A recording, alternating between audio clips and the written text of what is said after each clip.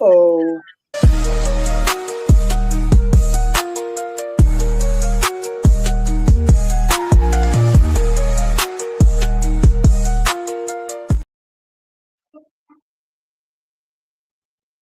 Welcome back to Soul Flow Conversations.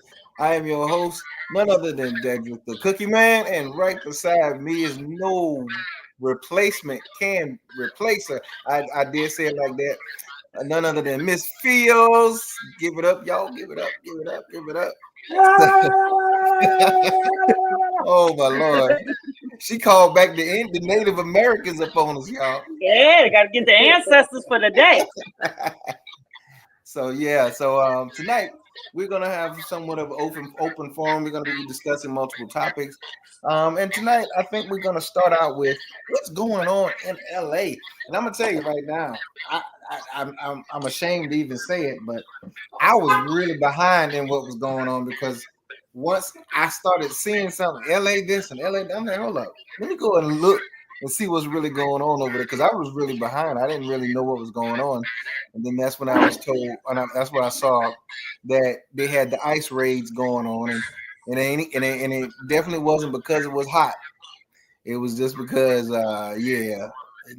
Donald Trump, Donald Trump is sent the National Guard, the military, everybody over there for the purpose of carrying forth the ice situation. So, well, anyway, so we can go ahead and start with that and whatnot.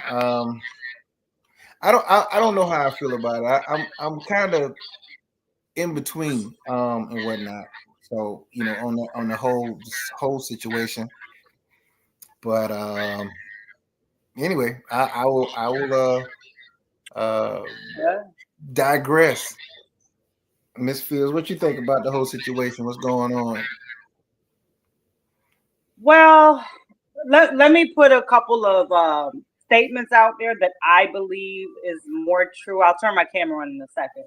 That I believe is more truthful. From my understanding, when the riots began, well, we'll say protesting first because it always starts as a protest, and then it ends up in a riot. From my understanding, ICE was not doing a raid. So they weren't going to a specific place to just randomly collect who they believe are illegal immigrants. What they had done is that there are people, bad people, that have committed crimes that are out on the streets, and they are located in certain areas. And therefore they target those areas. And unfortunately, what happens is that there are some illegal immigrants there who maybe did not commit some horrible crime. They just so happen to get caught up in the mix because they're there. Another thing is that when the sanctuary cities, they're not allowing, so they do a lot of catch and release. So let's say you're an illegal immigrant and you break a law, right? They release them back into the city. And again, this is from my understanding. ICE wants to actually work with these cities to say, hey, if you lock up somebody who is an illegal immigrant who has broken the law, when you release them, please release them into ICE's custody so that we don't have to go into the streets and look for them to deport them or whatever. But this is not happening in these sanctuary cities. They would actually prefer that these sanctuary cities would just release these illegal immigrants who are criminals over to them so they don't have to go on the streets. But a lot of these so-called raids are not raids. They are thoroughly investigated. What's the word I'm looking? I don't even know the word I'm looking for. Like they've been thoroughly investigated, and they're targeting these places because they say, okay, well, we know that 5 people work at Home Depot that we've been looking for. So we're going to hit this Home Depot, or we're going to hit this area or this home because we know these are the people that we're looking for. But people automatically assume that it's just an ICE raid. So that's number one. Now, does it necessarily mean that's all factual? I'm not saying that it is. I want to be very clear. But I do believe that can be a circumstance in the situation. As far as the riots itself, I think it's bullshit. I think it's planned. I think it's staged. I believe it's bought and paid for by the far left. And I say far left, not just left, because I got people I love on the left, the right, the middle, in between. But the far left, people that want to stay in power, I do believe that this is planned and staged, and it was strategic. I also believe that the shit needs to stop. Like yesterday, because people are in harm's way. Not just officers. I'm talking about your everyday citizens that want to go to work, that need to go to the grocery store, that want to live in a peaceful city. You have law-abiding citizens that deserve more than that. So it needs to stop. I don't think that this is a fight for a cause for immigration. I believe this is staged by the left for their own political purposes. Yeah, I definitely believe that it's propaganda and stuff like that. But because out of any time or all the times and stuff like that, suddenly this is what's going on over there. And when you're sitting there employing the military to carry out your political agenda, that's a very dangerous precedent to set. Because now, it's more fascism than it's democracy. Now, you're looking at a lot of stuff where you're pretty much trying to be a dictator now. You're sending military in there to do what an agency is supposed to do and stuff like that. You're abusing our military. And like with Saturday, with this huge parade crap over here, I feel like it's a big waste of money and taxpayers' dollars. And you sitting there saying that you want to show our military might. First of all, you're not showing military might. You understand? You're flying in all this military equipment when it could be someplace else used for better, utility, and you're staging some parade to celebrate yourself. Because you're not celebrating. It just makes no sense. Go ahead. Hold on, because in fairness, okay, Trump did not choose this date. This was planned last year before he was even elected. I don't care nothing about the date. I'm just making sure that, like, when we do these things, that we also present facts. Because then somebody will say, "Oh, well, he's throwing this party for himself and the military, and this is his birthday, and all this other stuff." This date was actually planned prior to him being elected. Just putting the fact out there. Well, that's fine, but the point still remains. Because the end game of this situation, I think it was said that he's supposed to be presented with the flag and all this other stuff. I'm just like, okay, well, the point of the parade is still questionable because that's not necessary. Why is that necessary? It's not necessary. It's not something that even should have. Like you don't understand what DC looks like right now. DC looks like a total mess. You got all these big plates in the streets and all kinds of stuff, fencing up all over the place, streets barricade. Like it's a mess. Then you still got people having to go to work throughout the week, having to deal with all this crap. You know what I'm saying? And then again, I heard it was about $128 million or something. Anyway, it's some astronomical number that could have been used better for something else, someplace else. Like it just doesn't make any sense. It makes no good sense, none. And then what's going to be the point of everything? What's going to be the point? I mean, I don't disagree with you, but I know that it's supposed to be for to celebrate the members of the military for 250 years. And again, I just pointed out that it is in fact something that was planned way prior to him even being elected. Um, I think it's pointless personally. Like you said, the money could be used for something different.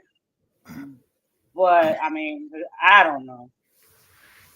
I'm not looking at it as a way for him to celebrate himself because it was actually indeed planned prior to. The man's a lot of things. Don't get me wrong, but I'm always going to speak truth or at least back it up with facts. This one wasn't really on him. It was already planned. So I don't know. This, I think everything crazy right now. That's what I think. Yeah, I just think a lot of this stuff, we should be focusing on a whole lot of other things that really, really needs to be addressed in this nation. And a lot of this stuff, and I still stick by what I'm saying. My opinion on this parade it has a lot to do with himself, because we could have celebrated the military a different way without all of that. Because that's a bit it's a bit much.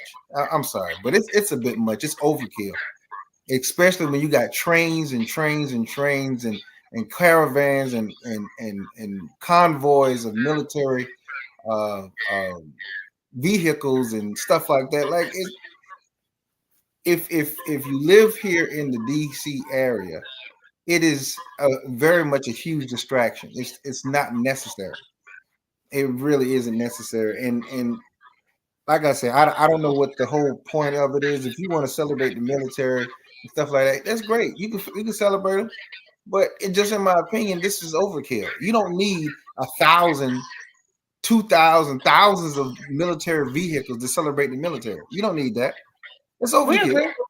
Yeah, I agree with that. No, definitely I agree with that. That's just crazy. I will be an advocate of celebrating the military any day of the week. I don't care. Every day, all day, I will celebrate the military. But there's ways to do things that make sense.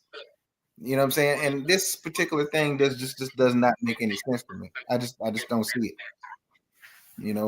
But it's Well, I mean, the left also spends a whole bunch of money on pride parades and stuff like that. So I mean, I'm sure it may be not in the capacity that he had. Well, maybe because you got a lot of celebrities that endorse the LGBTQIA plus minus dollar sign. And who knows how much they spend on that. So I don't know. I guess people just celebrate their different ways. And I mean, as a veteran, again, do I think it is overkill? I agree with you in that aspect. But at the same time, if we're going to celebrate anything with some intensity, the military would be one of them. I'll say that. The military and the veterans would be one of them. But yes, you are absolutely correct. The money that's being spent for that could be funneled to better purpose, like maybe housing homeless veterans or something like that. Welcome to the stage, Siri. How are you? I hope I'm pronouncing that right. Siri. Okay. Siri. Nice to meet you. Nice to meet you. Welcome. Welcome to the stage. Or welcome to the the lounge. You know what I'm saying? So Yeah, this is a how are you lounge. doing? We do couches and relax here. Right. Kick off your shoes. Only if your I'm feet don't stink. outside. You say you outside? Yeah. Okay. Yeah. So we're gonna be discussing multiple topics tonight. We just started off with the LA riots and different things, what's going on politically to start off with, and we'll be discussing some other things as well. And whatnot. That's pretty much what we're talking about at the moment. Okay. But so Now, as far as I will say this as far as being a veteran Mm-hmm. and from a veteran family, we never want to see boots on the ground on American soil. We Mm-hmm. don't. But there is an oath that a soldier takes when they enlist, and that is to protect this nation from both foreign and domestic. Yep. So, do we want to see it? Absolutely not. But if we need to do it, we might not want to do it, but we know that sometimes we have to protect ourselves from ourselves. And in this instance, when you think of it, you think of foreign and domestic, it kind of meets both criteria, right? Because you have foreigners who are illegal immigrants that are up here stirring up some stuff, and it's on domestic land. Mm-hmm. Therefore, if your LAPD, if your FBIs, if they cannot handle those situations, then I'm absolutely for deploying troops to the ground. Again, don't like it. Let me be very clear. We're American soldiers. We shouldn't have to put boots on the ground in our own country, unless it is to keep out a foreign invader.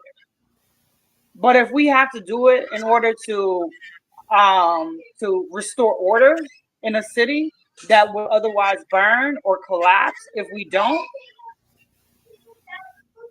yes, babe, yes, sorry. Then that's what we have to do. Well, here's the, go ahead. Well, see, the problem with that very fine line is, and I agree with that because I seen the oath. I signed off on it before I Momo joined. wants to say hi, Dedrick. Hey, Momo, how you doing? Good. I don't have all that hair. All of mine is it's gone. My mom said she's gonna wet in the shower. Girl, get your crazy butt on. She just wanted to say hi. Continue. That's good. So my thing is that it's a very fine line when it comes to using military resources for the right things and stuff like that, especially when it comes to domestic situations. Because right now, LA is headed to martial law. You know what I'm saying? It's headed toward that. And the craziest part of it is if it started off with not riots, if it started off with protests, and these protests happen to be about, immigrants and different things like that. Well, let's address where the root cause of it is. The root cause is that we've had such a lax policy when it comes to when I say lax, I'm not saying that these government agencies haven't been doing their job. I'm talking about from the higher ups. You know what I'm saying? Because there are people here that's been here for decades. And now suddenly you want to go swoop in after they've established themselves. They've produced children on American soil that really actually made them American citizens when they had kids here. Then now suddenly you want to swoop in and then deport these people back to a country they know nothing about anymore. They're foreign to their own countries and stuff like that. Now, again, when you start talking about criminals who are also immigrants, that's something different. I'm all for getting rid of the riffraff, sure, but here's my problem with that. When you start talking about the criminal, well, you got to target where those criminals are. You got to target those areas. That's something you got to hone in on. What I'm seeing in a lot of cases that you go into residential areas where people ain't even bothering nobody, and you pulling people out of their homes and stuff like that. I don't really feel like that's something that should be done. Now, if you want to sit there and have them go through the process, that's all well and good. But I would think that there's a process to expedite that or have that happen, especially if these people have established businesses, families, and all that stuff like that for decades. We're not talking about somebody that just came in last year. We're not talking about nothing like that. We're not talking about the criminal element. The criminal element, handle your business. Get rid of the criminal element. However, you're going in and taking people's family members away. People who are providing money for their children, their families, and stuff like that. And they're not bothering nobody. They're just hardworking people trying to just live. And then But suddenly are you they coming legal? in there, you coming in there just taking these people, and what are you gonna do with them at that point? Like what it's a lot of stuff that I'm not really agreeing with. But the question is, are they legal? That's what I just said. If you're going to do that, I would have hoped that there's a way to do it in such a way that they can become No, I'm talking about, because you said that, you're not talking about the people that just got here a year or two ago. You're talking about people that are established and, are, let's say for the sake of argument, they're not lawbreakers. They're working. They're providing for their family. They had children here. Are those people? Let's say it's been 20 years. Are those people legal, or are just their children legal? Well, that's what I just said. Like this with these people, they probably even with the ones that may not have completed their process becoming legal. You know what I'm saying? They've had children here. Now their children are Americanized, but they aren't. I would hope that there's a process in which they can expedite that situation so that families can stay together. I'm not, because like I said, when I'm talking about these things, I'm talking about, listen, these people are not people who are committing crimes or anything like that. Yes, they came in here illegally. That's a crime in itself. However, I would hope that you would, put things in context and do things the right way, not just be yanking people out. Like you give them an opportunity to do things the right way since they didn't do it the right way the first time. So I guess when I'm asking you, can you, just for clarity, so for clarity, what would be a good time frame? Like, so how many years do you think is like too many years to be here and not be legal, or not have your citizenship? Like, where would your expiration date be? I mean, I think after a year, you need to be trying to make that yourself legal. I don't think that you need to be here for no daggone 10 years and 20 years and stuff like that, still be illegal, because you're in a whole nother country. You need to be legal at all times. I just don't. I feel like a year would help with the whole process. The process is not a quick process, from what I understand. But my whole point is that give them the opportunity to do things the right way. If they did get here illegally, if they got here illegally, give them the opportunity to do what they're supposed to do. And if they don't, and then okay, you can explore the possibility of getting them out of here. So if a person, and again, this is for clarity, because I am going to rebuttal you on this one. So for clarity, let's say a person has been here for 20 years. Let's say they have 3 children, right? And now all of a sudden, Donald Trump's in office, and he says, if you're illegal, you got to go back home. And this person happens to get caught up in whatever, a raid, or, they run license plates and see that this person is illegal. Is it wrong to deport that person after they've been here for 20 years flying under the radar and not getting their citizenship? Because I can tell you it doesn't take you 20 years to get your citizenship. Well, I was going to reply that no, because that's just like a criminal. Since he's been getting away with a crime, siphoning money or whatever it is, should he be given a pass? No, he's still a criminal. So you're still illegal. Even after 20 years, you're still illegal. So that's still something you should have gotten done prior to that. So whatever the consequences is that come with that, you brought that on yourself, really, because you didn't take the necessary effort there was to get that done. Like you don't just go into a whole nother country and just be there. Like there's protocol. So you got to fulfill that part of it. And if you don't do that, and the example that you use, 20 years is a hell of a long time to be just chilling up under the radar. You driving at the speed limit so you don't get pulled over. Okay, now you got pulled over. Now what? Like what now? Because you need your legal papers to get a license. So had to do something. Like there's a lot of different things that go into that. I don't think you need. We as a country shouldn't just let that slide. No, but I feel like there should be certain protocols that should be fair, or whatever within the context of what that situation is, and whatnot. I mean, I don't know. I just don't know about, because especially if they've never committed a crime outside of being here illegally, and stuff like that. They're established a home and a family and stuff like that. I think that should be considered within reason, and stuff like that. But again, they still have to have certain consequences because you are not really supposed to be here. Right. We do. So we do agree on that. Okay. No, that's good. That's good because my mother was an immigrant. Uh-huh. She brought me from Germany to the United States in 1978. I was born in 77. So she traveled once she healed and she brought me over. I still have an alien card that I keep from my birth. Now, granted, my father was an American soldier, therefore I was already an American citizen. But when my mother arrived here, they were not married yet. When my mother arrived here, she made sure she got her documentation in order for her daughter. Then she married my father.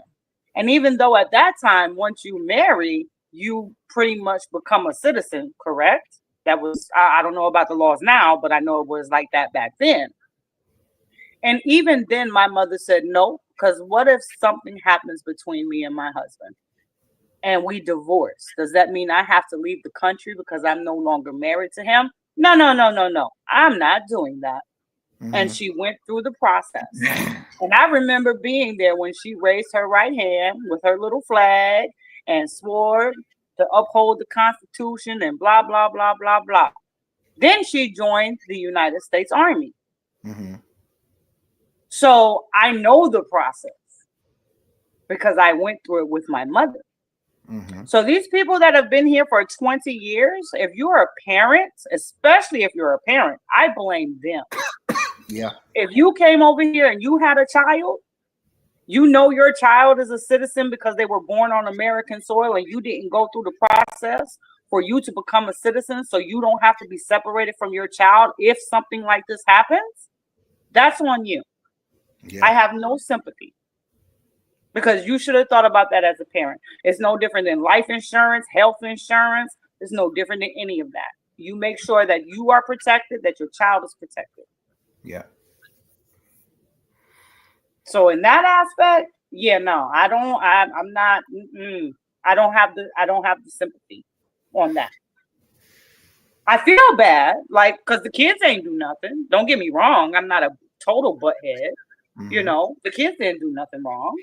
But the parents did because they didn't even bother to go through the process so that they can be legal, so that they could stay here if, in fact, something like this happened. And then my other problem with this whole thing is, I'm sorry, I knew Trump was going to win. I knew it, for one. Two, he told everybody exactly what he was going to do. It's June now. He was elected in November. So you didn't take any kind of steps to try to legalize yourself?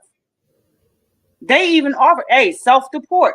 They even was offering a check and a plane ticket. Self-deport, come through the port of entry, do it the right way. We're not telling you can't come to America. We just want you to knock on the door and ask. We don't want you to run up in here. And nobody took that opportunity. Now everybody's scrambling because they thought it wasn't good. The problem is that these politicians throughout all the years have been lying through their teeth, because Barack Obama is the chief and deporter. He done deported more immigrants than any president. Bill Clinton, Hillary Clinton, all of them always talked about deporting. They all have the same message that Trump has, but it's only bad because Trump actually did it and he's doing it in your face. He's not hiding behind the wall. He's not hiding behind the shield. He's telling you, no, I sent them out there. They need to get them. They need to get them. That's the only issue. It's because Trump is doing it in your face, and he's keeping the promises that he promised you. He said that was one of the top two things he ran on. Immigration and the war. And then economics was the third. The economy was the third. But we're so used to politicians just telling us something, and then we don't see no action. Now we're like, wait a minute. What you doing? You mean you actually doing what you said you was going to do? What is this? Well, here's my thing is about that is it's not the fact that certain actions are being taken. It's about how things are being done in such a way that I'm looking at how he's weaponized the police forces, for instance, right? You've literally given the police forces a hall pass because you're saying anybody that does anything to any law enforcement, they will be met with the strong arm of the law. Well, hold on. You need to be holding them accountable as well. You need to be holding them accountable as well. You need to be holding them responsible as well. Because again, like the video that I posted, that's not necessary. And a lot of them are overstepping their authority. A lot of them are overstepping their authority and violating people's civil rights. You can't keep doing that. And then you weaponizing them and stuff like that in such a way that you pretty much making them above the law. You literally got police officers stepping to regular citizens on the sidewalk talking about I am the law. You are a freaking civil servant. You're not the law. You represent the law. What the devil? Say hi, Chicoletta.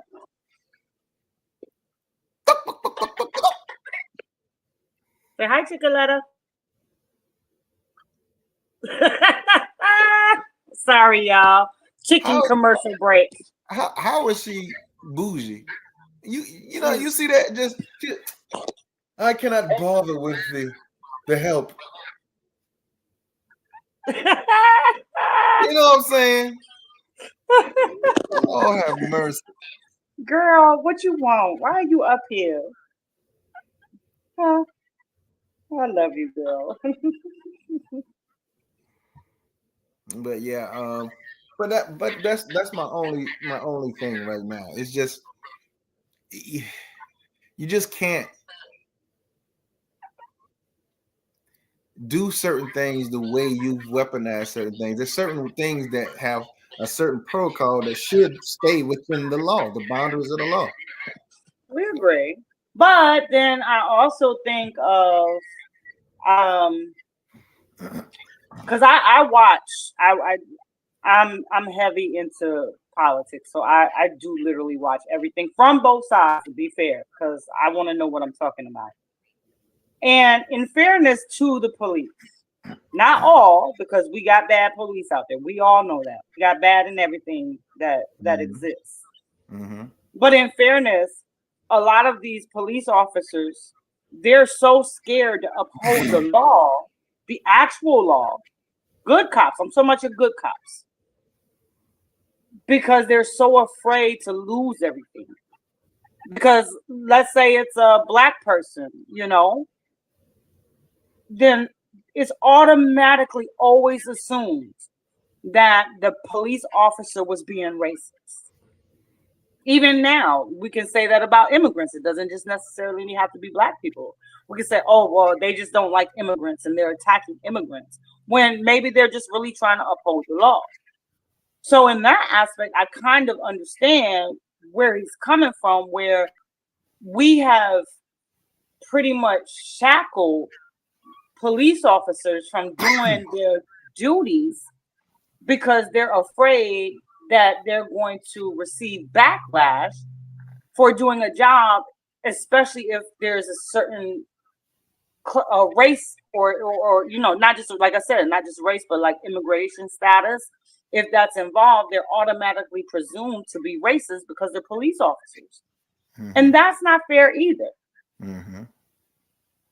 So I get both. I get what you're saying. Absolutely. No, there always needs to be accountability. And I don't think for 1 second that if there is a blatant racist or over the top situation that he's going to be like, oh no, just go ahead and give him a free pass. I personally don't believe that.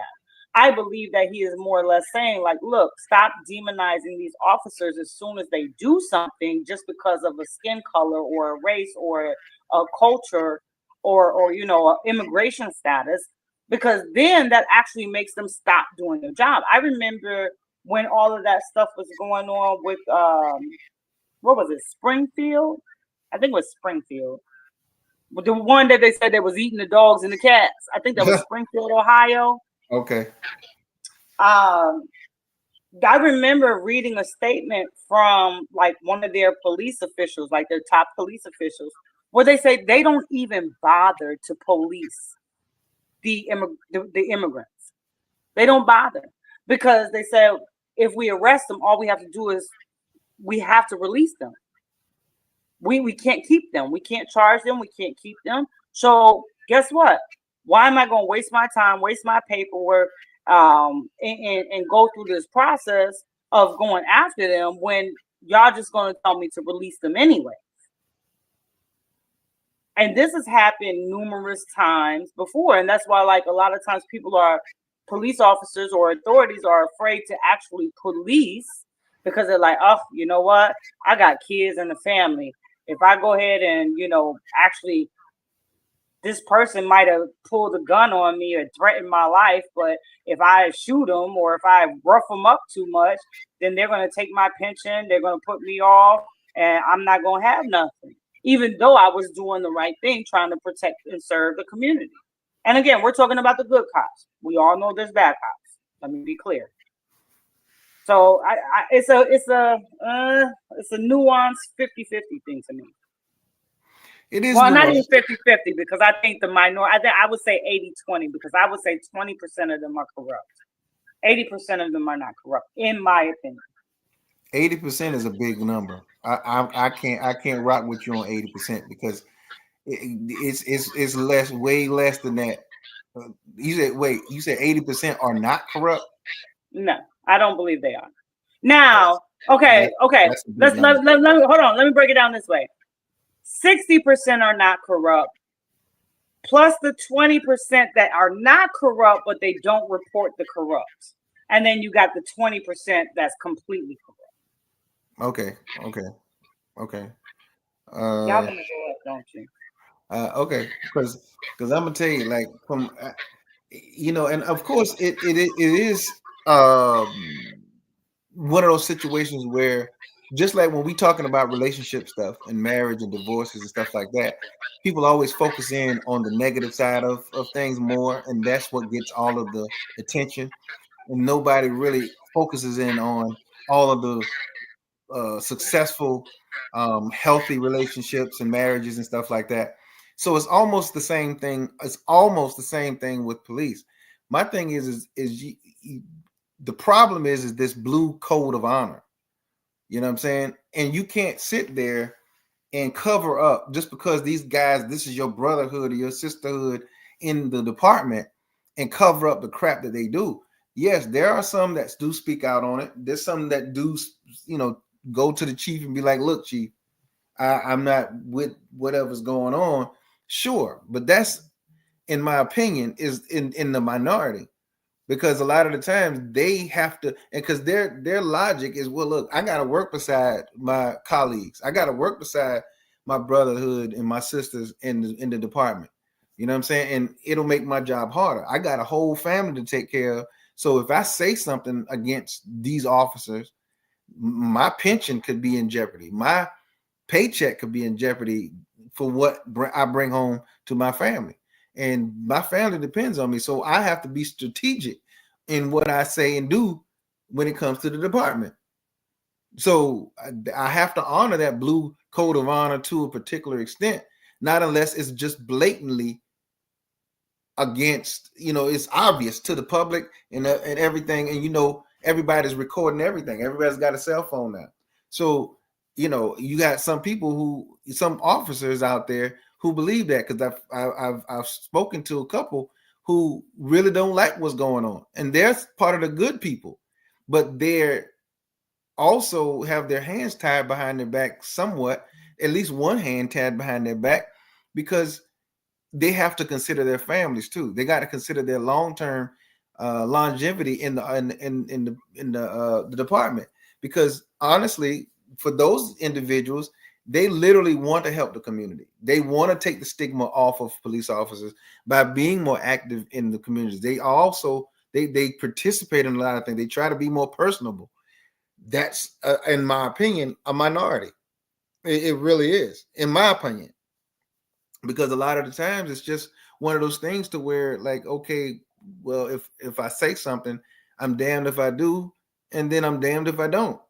You know what I'm saying? So they have a lot to weigh. You know what I'm saying when it comes to that. So because I don't ever say that it's easy to just report. I can't say that because I'm not in the department. So I can't ever say that it's an easy thing to do, because again, they have to work beside their colleagues. They have, a lot of things that they have to consider. But in considering that, you have to also understand that either you on the right side of the law or the wrong side of the law. There's no gray areas in that, in my opinion.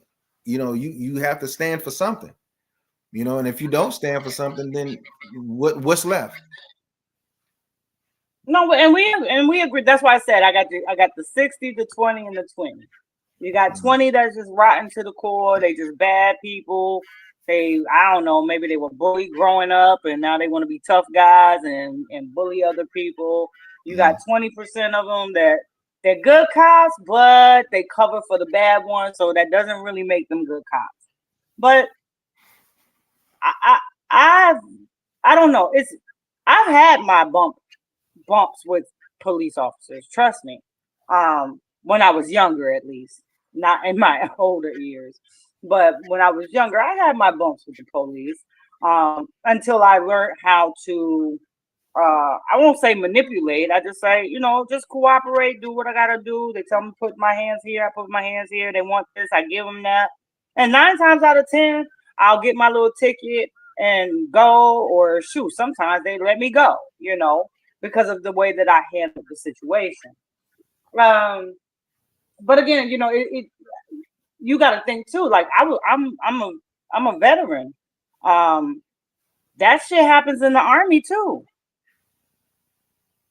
As far as covering for people, like I'll tell a story only because she's gone and I won't embarrass her, But my mother suffered from severe PTSD, and she had a lot of issues. A wonderful lady. I'm not bashing my mother ever, considering what she went through. And it wasn't until after she passed away and I was packing stuff up and I saw that she kept journals. So of course my nosy tail went and read these journals. And when I read the journals, I was like, oh my God, I could see why the woman had PTSD. She was sexually assaulted in the Army. And when she went to go report, because she was, a popular officer that everybody liked, guess who they didn't believe? Well, they might have believed her, but they wasn't going to do nothing about it. They covered it up. So, you have those in all types of agencies, not just the police force. That's fact. That's fact. So, I mean, that's just a human thing. Unmoral but human thing, where you gotta figure out where you draw the line and where your loyalties lie. And you're right, for some people they're not willing to sacrifice their livelihood for what's right, even though they know what's right. And it doesn't mean that they're contributing to the wrong in a sense, like by action, but they're contributing to the wrong by inaction, by not doing anything. And I'm sure they don't feel great about that, But at the end of the day, everybody got to live, But I do feel like these higher ups enable some of these officers by turning the other cheek, sweeping it under the rug, or doctoring documentations and stuff like that, because nothing changes if nothing changes. You know what I'm saying? Because especially with the police force, no one trusts the police forces. Yes, we all know that there are exceptions to the rule. You know what I'm saying? Because I've met several police officers and stuff like that around my area, and even in the area, who they don't have an attitude. They have a pretty good demeanor. They're, when you address them, they talk to you right back. They don't escalate anything. But that goes sometimes with the energy that you're presenting when you are approaching these police officers, or if you get stopped and you giving them attitude right out the gate, or it's always you have to put certain things within its own context, and stuff like that. And then you got those officers who really shouldn't be on the police force at all, because they're scared of the very melanin that you got in your skin. They already got their guns drawn. They're already approaching you with attitude, or they're making these comments and stuff like that. You have a lot of racist cops in these police forces, and that's nationwide. So it's disturbing. It's extremely disturbing, and it makes it a little difficult for you to say, well, there are some good ones out there. Well, damn, where are they? Because we need somebody to step to them and check them. Okay, so for anybody that comes across this video, I don't look black. I sound black. I don't look black. And I remember I got pulled over. And the cop, he approached my vehicle, and he had his hand on his gun. I don't know if he had it unclipped or not. I didn't, because I just looked real fast, like, oh shit. He had his hand on his gun. And I looked at him and I kind of gave him that.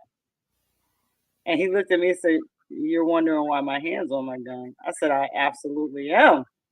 Mm-hmm. Now, mind you, look at my face. Look at my skin tone. Okay.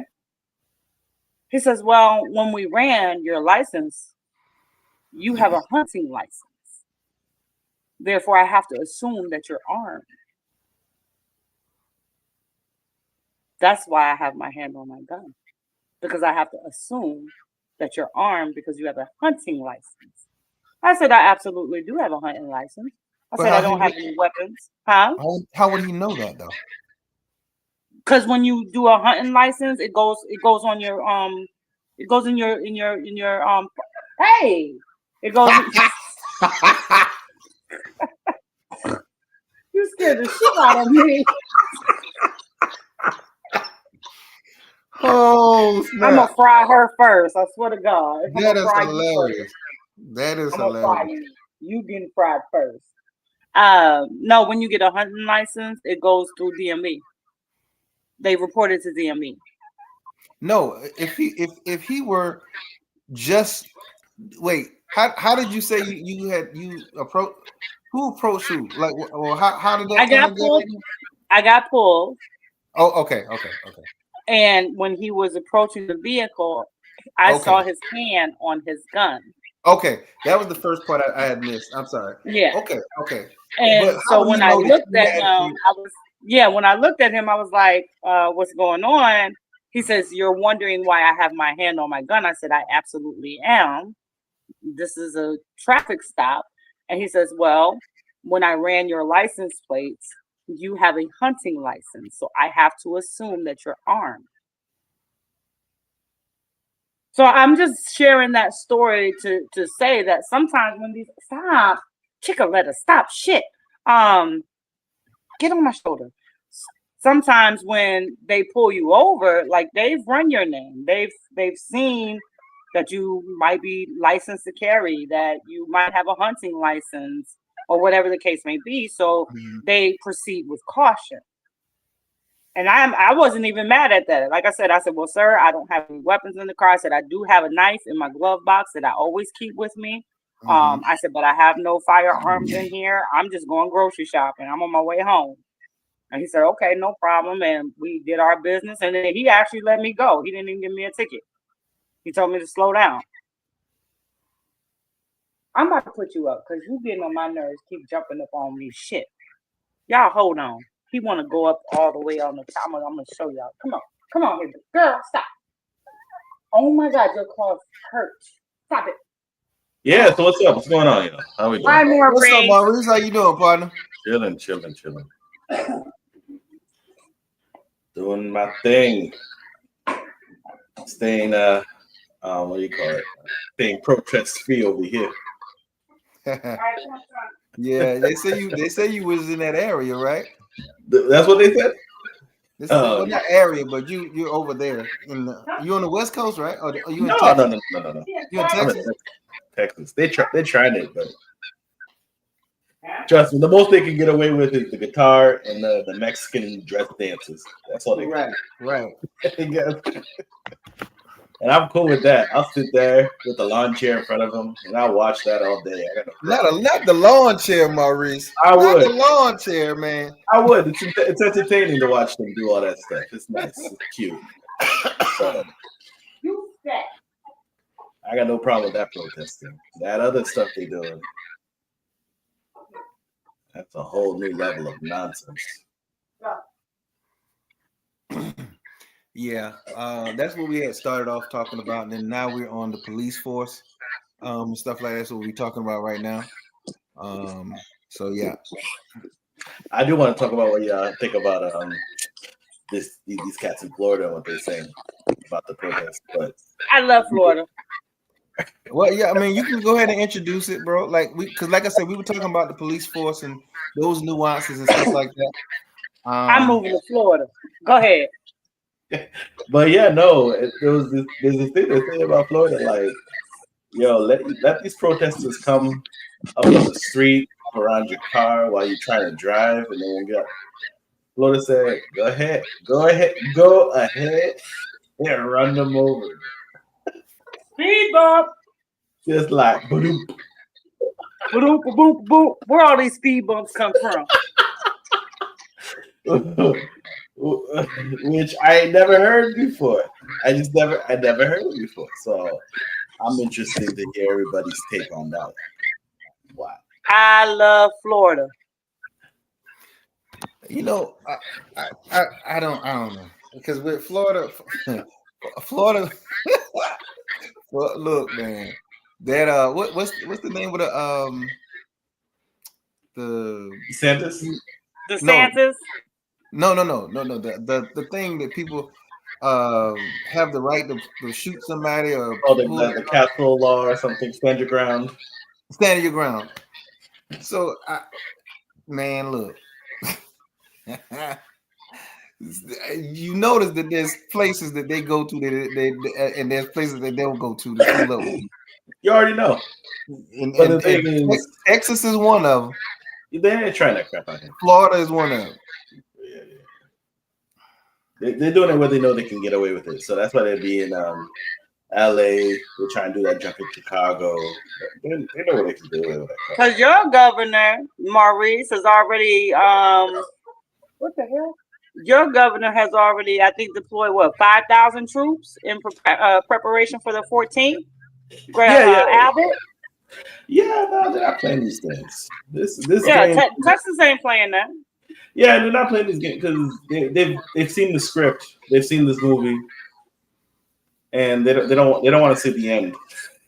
No, did you see? Hold on, did you see the other one from Florida? From Broward County, I think. He said, "Listen, yes." He said, "Listen to me." He said, "If you spit on an officer, you're gonna get hurt and go to jail. Yeah. If you don't follow the law, you going to jail. If you throw a projectile or a firebomb, we're going to call your family and tell you where they can identify your body." Yep, that's it. He said, "We are not playing these games." And guess what? I say bravo. Because that's the problem. Hey y'all, can y'all excuse me for just a second? I gotta run upstairs real quick. He got a fart. Y'all keep talking, but we agree on this topic, so we'll be all right. You don't got chaperone. Yeah, no, I saw that. I was like, I showed Billy. I said, Florida is not playing. I don't blame them. I mean, that joke is just wild. And the thing is, I got a couple friends that I left back in Boston, and they over here just trying to find any little bit of like silver lining or potential police misconduct to try to justify the nonsense. I'm like, come on. Mm-hmm. Come. Like, you are bending over backwards to try to justify this nonsense. Mm-hmm. Yeah, I'm not with this one. I'm not with this. I'm all for like most people will always say, and I think we can all agree on this. I'm all for protesting. I'm all for peaceful protesting, expressing yourself, but you got to go through things the right way. Once you start rioting and looting and burning, the gloves are off. Now, me personally, people don't agree with me. You've seen my post. Mm-hmm. You've seen my post. Mm-hmm. Let a couple of real bullets fly. That's all I'm saying. I mean, you've heard me several times on this show too. Like, let a couple real bullets fly.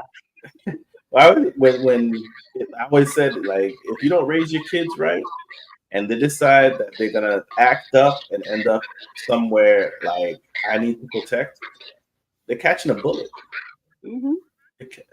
I mean, even there was that situation with these. I think there were black kids that was like messing around and breaking into somebody's house, and they got shot dead. Mm-hmm. And the parents wanted to sue the father, the homeowner. They arrested the guy, right? Well, there was two different ones. There was one in Virginia where they arrested the guy. Yeah. And then another one, I don't know if they arrested him, but I know the parents were calling for, like, they wanted to sue the father, the homeowner, for shooting the kids. Wild. And I'm like, no, we should be suing you for having your kids out at 4 o'clock in the damn morning. Breaking into my trying to kick in somebody's damn door. Yeah. No. Yeah, no. But I mean, this whole nonsense is a bunch of petulant children, man. This is a tantrum. Any parent that's ever seen a child, these are tantrums. And I always call kids that do this tantrum stuff, I always call them terrorists. Mm-hmm. I call Momo that sometimes. I'll be like, I do not negotiate with terrorists. Go ahead and take a little tantrum on somewhere and come see me when you're done, because I'm not doing it. Yeah. But with this situation, well, and this we did discuss this too initially. This is my opinion. This is bought and paid for. This is not some natural. But it was always right. Ever since the whole Kenosha stuff and George Floyd and all that, there was always. I remember there was during the 2020 stuff.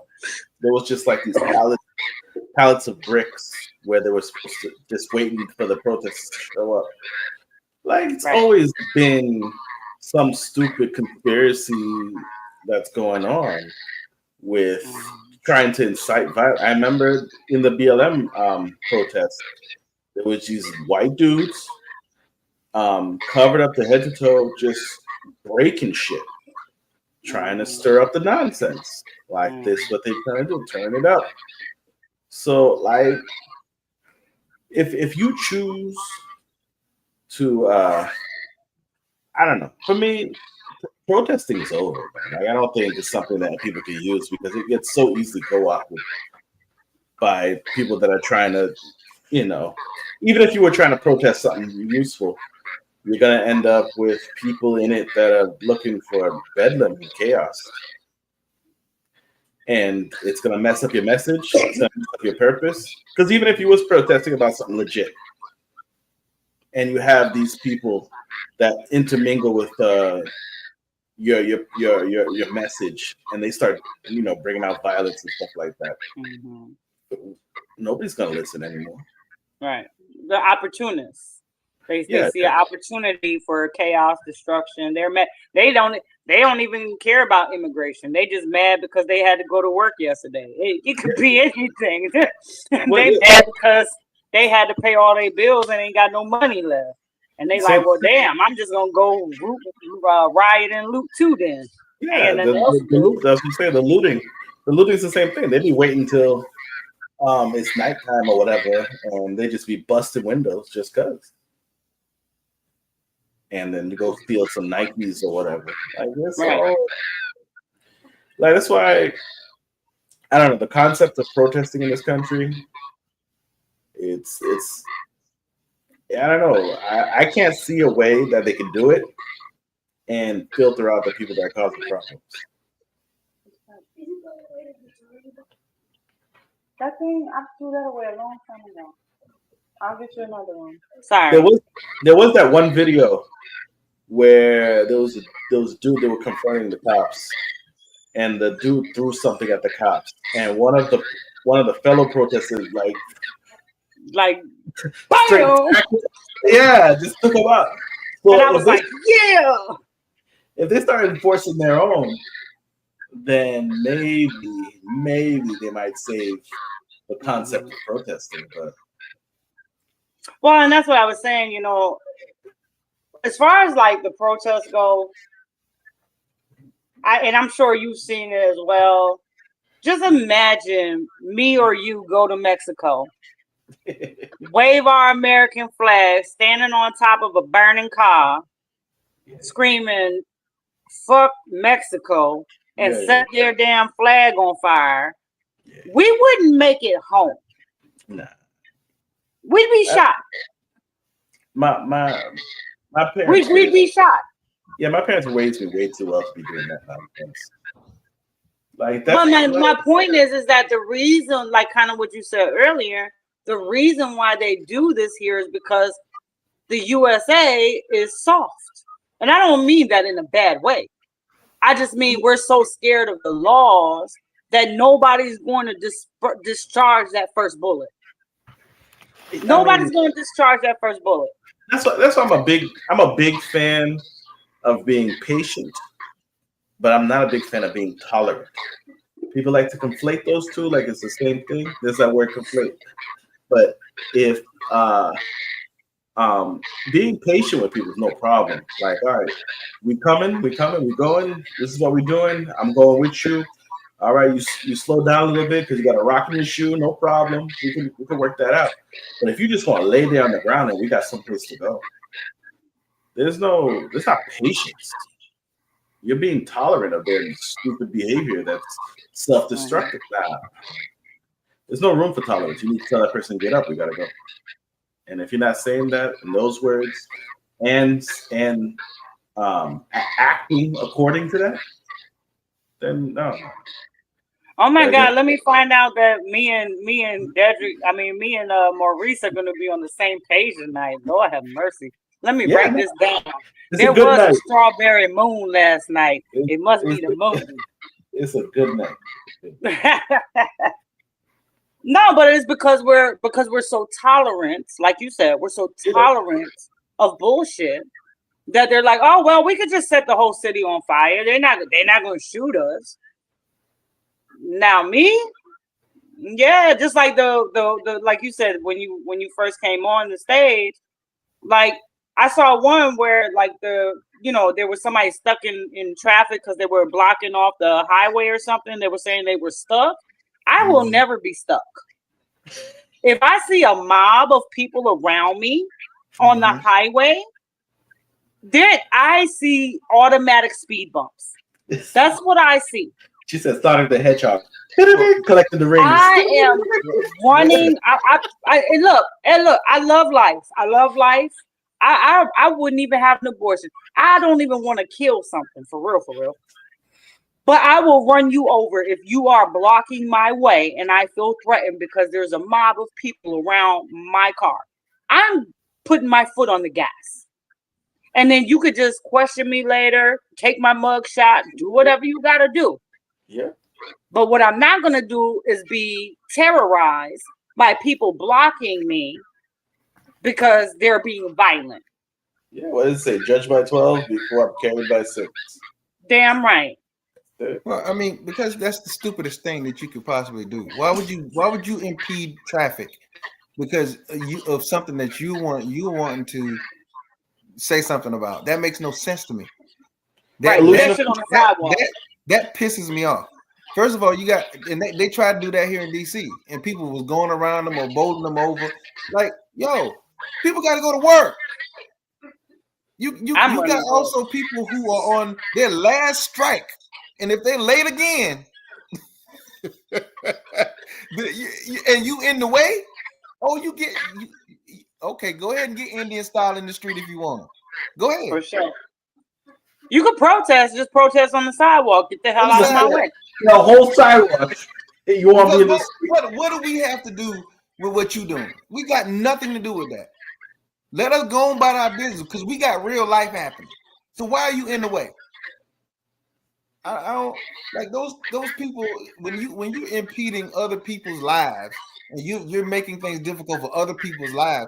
Listen, you can chant, you can carry all the signs you want, but just stay out of my way so I can go and do what I gotta do. I don't got nothing to do with what you're doing. But it really just goes back to like while you were gone, me and Maurice were talking like now you're once again, as always, now we're looting Apple stores. We're looting, we're breaking into gas stations and walking out with Mike's Hard Lemonade and Coronas. Like, what are we doing? How does that have anything to do with you being mad at the immigration laws? That has nothing. And guess what? A lot of the clips that I've seen from some of these businesses that have been broken into, guess what they were? They're black. They were immigrants. Yeah, they're immigrants. It don't matter. It don't matter. That's not the purpose. It wasn't the white man. It was immigrants. Yeah. And you broke their windows. You're looting their stores. So is this about immigration? No, it's not. It's about opportunity and being an asshole. Yeah, they were just taking advantage of the situation. But according to the whole drive, like these people that are in the streets with this whole driving thing, it's this illusion of control. Like they think like just like your kids. Your kids are gonna try you, but they don't realize your kids don't realize how much you hold back because you love them. Mm-hmm. Because if you random kid, let alone yo Billy, like I'm not holding back. I'm taking you out. But because they think that like the society is their parents, they're gonna act like petulant children. Mr. Billy, you're on mute, Billy. Oh, what's going on? Chilling. What the business is? I hear y'all talking about that LA stuff. Of course, man. Ain't nothing else to talk about, bro. I love while they try to watch them like talk about other stuff. Like, nah, bro, turn it back.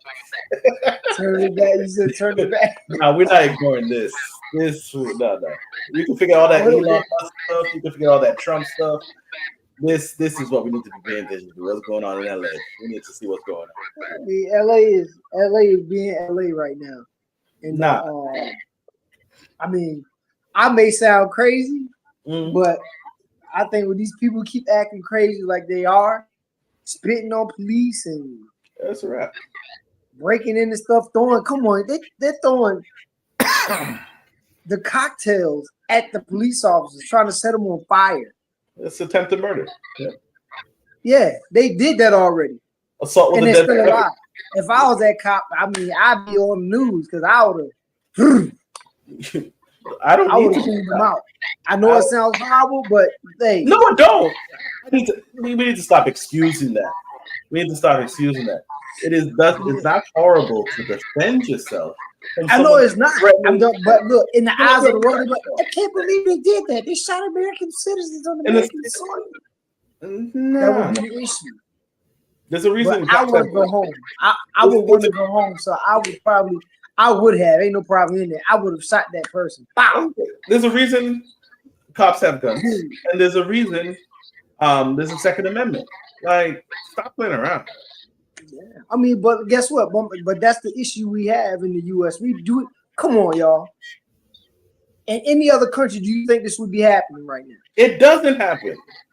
Exactly, because they lay those people down, and those folks are afraid to do it. We got too much we have too much leeway in this country. Way too much. Way too much. People, oh, the freedom of this, the freedom of that. Come on, yo. You're breaking into buildings. You're throwing rocks. You're throwing your fire. Come on. You're spitting on people. Yeah. Because they're trying to, because you have to remember, we've entered a point in society now too that we reward victims. Right?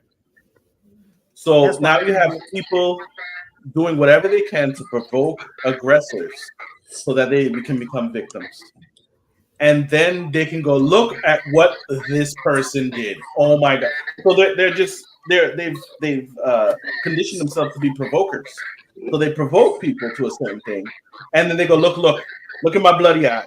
Look at this. Look at my lips, all busted up. Look, you peppers, and then they have this super story. Like I didn't do nothing. He just walked up on me and he pepper sprayed me. I was just talking to him. I forgot. Hold on. Let me ask you, Maurice. Go ahead. Because we have somebody who is technically, he's American, but he's from Haiti. If I come burn your flag in your country, what y'all gonna do to me?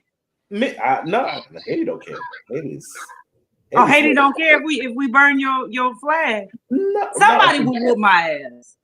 I might not get shot, but I might get my ass whooped. Oh, okay. I mean, if you went to like little Haiti and tried that nonsense, you're looking for a fight. Okay. Yeah, you're trying to make you're making a clear message, and they ain't about that. They'll let you know. If you try that nonsense, listen, you could burn any Caribbean flag in New York, and someone's coming for you. Well, like, I mean, you're not doing that. Right. I'll put it like this. As soon as you burn an American flag and let Billy Joe Bob come for you, they gotta call that man racist, right? Real quick. For all I know is that I've been watching the news and I've been waiting for the National Guard or whomever to open up and start shooting. I've been waiting for it. No, my thing is, guess what? Because once they do that, these people is done. The people will fall in line. They'll be, they ain't playing.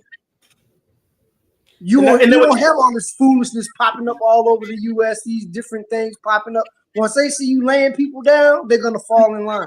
Isn't that what you do with your kids, though? Huh? Isn't that what you do with your kids? They start acting a fool. It's not until you put the fear of God back into them and they realize, exactly. You got to get it. Whatever it is that I thought I wanted, I may not want it as much anymore. But here's the part that there is a sticky part to what you're saying, laying them down, because you got to understand, the police are doing that now anyway, unjustifiably already. So where is the line? Because if it's a line in the sand, it's movable. You understand? And those police officers are not being persecuted the way they're supposed to be prosecuted. And so here's my thing. Like he was saying, like with you spitting on people. First of all, you crossing the line. That's assault. First of all. So after that, the consequences of what the consequences are. I'm gonna tell you right now. If a woman spit in my face, I don't know this strange woman. What woman? What woman? Just like a grown man would get smacked. What woman? But hold on. What woman? Hold on. I'm just saying as an example. Like I know. I'm just saying. I no longer see a woman. I see an aggressor. Okay. I got you. Okay. What woman? I got you. I'm with you on that. I got you. Yesterday, because I keep up with all this shit. I don't know if y'all do. Yesterday, after Mayor Karen Bass put a curfew in place, they arrested 14 people in LA because they were breaking curfew. Out of the 14 people that they arrested, 11 of them had weapons, guns in their book bags and on their person. So again, they came for a war. Thank you. They're waiting for something. Yeah. So again, I'm with Billy. I could not. I can be 1,000% honest. I cannot be a police officer because at the end of the day, I'm going home. And if you throw something at me that I think that is a threat to my life, or you could bust me upside my head, I could have a brain aneurysm, never walk again. You throwing Molotov cocktails at me, trying to set me on fire. I'm shooting you. Boom. I'm shooting you. Point blank. But again, I only made that example to show that these people that are showing up and that are doing these things, they are armed and they are in fact dangerous. So what do we want the cops to do? That's my point. They don't want the cops. Hey guys, we really need you to calm down. You have to remember, they don't want cops. They don't want cops. They remember what happened in Seattle, that whole Chaz crap, where there was killing cops, and they wouldn't allow cops into that area. Y'all forget about that? Yeah, I remember that. They don't want cops. They don't want order. They want pure anarchy. Right. But then that's the point. And so what's the problem with it? Look, I'm with Billy. I'm waiting for a Marine to pop off because I know Marines, and Marines don't play. You're not getting no damn warning shot. Your warning shot is a shot in your face, and then your buddies better comply. No, the warning shot. You just saw your friend get shot in the face. The warning shot was me showing up. That's what the warning shot is. I'm here. Well, I'm looking at you. That was the warning. That's not enough, Maurice. That's not enough because people these days take everything for granted. They take everything for granted. I know. And until they get popped in the mouth, they don't take these people for granted. I mean, seriously, they don't take them seriously. So that's why we say a couple of. It's gotta hurt enough for you not to want to do it again. Right. Yeah. Them little rubber bullets ain't shit. But that goes all the way back to what I was saying about the police. They're gonna keep doing what they're doing until somebody punch them back in the mouth. You're gonna keep on harassing the right citizens, and they're gonna pop you back in the mouth. You're gonna mess around and take somebody's child away from here, and yours gonna end up missing. They're gonna keep on now. Yeah, and that's the only time all this stuff that's going on, all these lynchings that's going on with the police, all these unnecessary stuff going on, that's when they're going to pay attention and stop doing what they're doing when their people come up missing or they come up missing. I mean, that's a different situation. We're talking about immigration laws and trying to get these immigrants out of the country. So this is a different situation. We're not talking about everyday police brutality or policing. We're talking about ICE, Homeland Security, who are actually trying to do their jobs and get these criminals and get these illegals out. Because guess what? If you're illegal, you're here under a criminal act, even if you've never done anything wrong. The way I interpreted what Dedrick was saying was like, let's say after all this is all said and done, we're gonna go back to normal life, and some of these cops are gonna still be looking for retribution and retaliation, and they're gonna sit there and take their frustrations out on someone that has nothing to do with what happened to them at the riots or whatever. But that person fits the description, as they say. And so because that person fits the description, now they go on this look for justifying their ability to basically take out their, whether it be killing them, beating them up, whatever. This is excess authority. No, I get that. Everything's on a pendulum. But it's not gonna. But I also don't think, and this goes back to what me and Dedrick were talking about before you got on.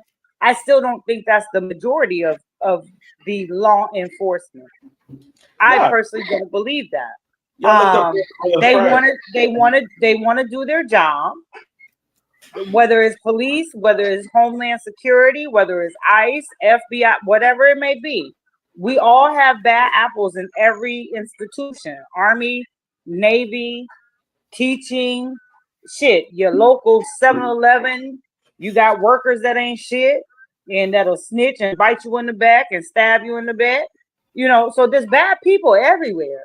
I just don't really see that as being the majority in this scenario because, again, the main focus is to, matter of fact, I'm gonna say this. I'm kind of getting tired of everybody blaming Trump for this shit, and not because I'm a huge Trump supporter, even though I do support a lot of what he's doing, but because had Biden and them and his administration not let in 30 million freaking illegal immigrants, then we wouldn't have to deal with this now. Do you know that in California, 1 in every 10 citizens is illegal? Do you really believe, I'm gonna take y'all down a little rabbit hole. Do you really believe that they're fighting this hard for their illegal immigrants because they care about them? It's not because they care about them. It's because it's a census. It's a head count. So the more people that they have in their state, the more seats that they hold in elections. That's the only reason why they want to keep you. They don't give a damn about. You think pretty boy Gavin Newsom care about Jose? He don't give a damn about Jose. He care about keeping his seat. He cares about getting in Congress. He cares about one day wanting to run for president. He cares about keeping California blue. Yeah, political control. So this whole thing about like, oh, we just care about all our Angelinos, no matter if they're documented or not. That's some bullshit.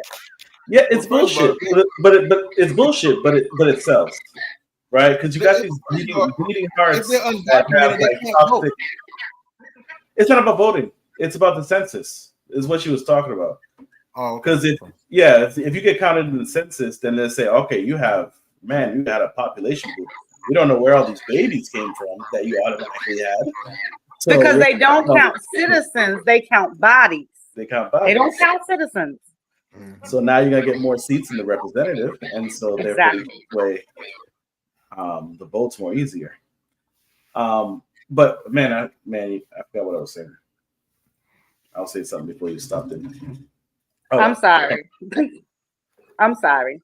But no, that's my whole like I said, I go into my rabbit holes. This has nothing to do with, oh my God, we love our Angelinos and our undocumented citizens and they work so hard and we love them. No, it has nothing to do with that. Oh, I remember what I'm saying. It's like I said, you were saying that same thing. And yes, it's all crap coming from the elites and the actual people in charge of the Democratic Party and all that stuff. But it sells. And it sells to these people that have this toxic level of compassion. Like they want to hug jihadists. They want to go and befriend the suicide bomber. They want to release everybody from jail because they think anybody that's in jail is only there because they've been oppressed. And if only they had better lives and they weren't being oppressed for so long, they wouldn't have committed those crimes. And it was just all this mistreatment of these individuals. If it comes from this belief that people are inherently good, and the only reason that they do bad things is because they've had such hard lives. If they just had better lives like we did, right? This comes from this white liberal stuff, right? It's all these poor little minority people that they just have difficult lives. And if we just made their lives just a little bit better, they wouldn't commit so much crimes, and they wouldn't be involved in so much problems, and they wouldn't be in jail. And we don't need the jail. The jail system just makes them worse anyways, right? So let's get rid of the jail. Let's shut it down. Let's release all the criminals. The reason that I remember, I don't know if you guys watch TYT. This chick on there, Anna Kasparian. I don't know if you guys know. No? Oh, you talking about the Young Turks? Okay. Yeah. Young Turks. Anna Kasparian. She was all for that. Oh, get these people out of jail. Get them out of the jail. They don't need to be in the jail. The only reason they're in the jail is because they're being oppressed. They're constantly mistreated. They had tough lives, and that's why they're doing crimes. So they started releasing that, like, stop putting people in jail and stuff. And then she got like sexually assaulted. That was it for her. That's crazy. That was it for her. She was like, this Trump guy ain't too bad. He's not all great, but he ain't too bad all of a sudden. And I don't know what Gavin Newsom's doing, but he needs to put these people back in the jail. They need to, I did agree with it at one point in time, but I didn't think it was going to be like this, where like this criminals running around everywhere. But like people are inherently bad. You have to learn to be good. You have to learn what good is. Because you're bad, you're selfish, you're self-centered, you want things for you. You have to learn how to live in a community with other people.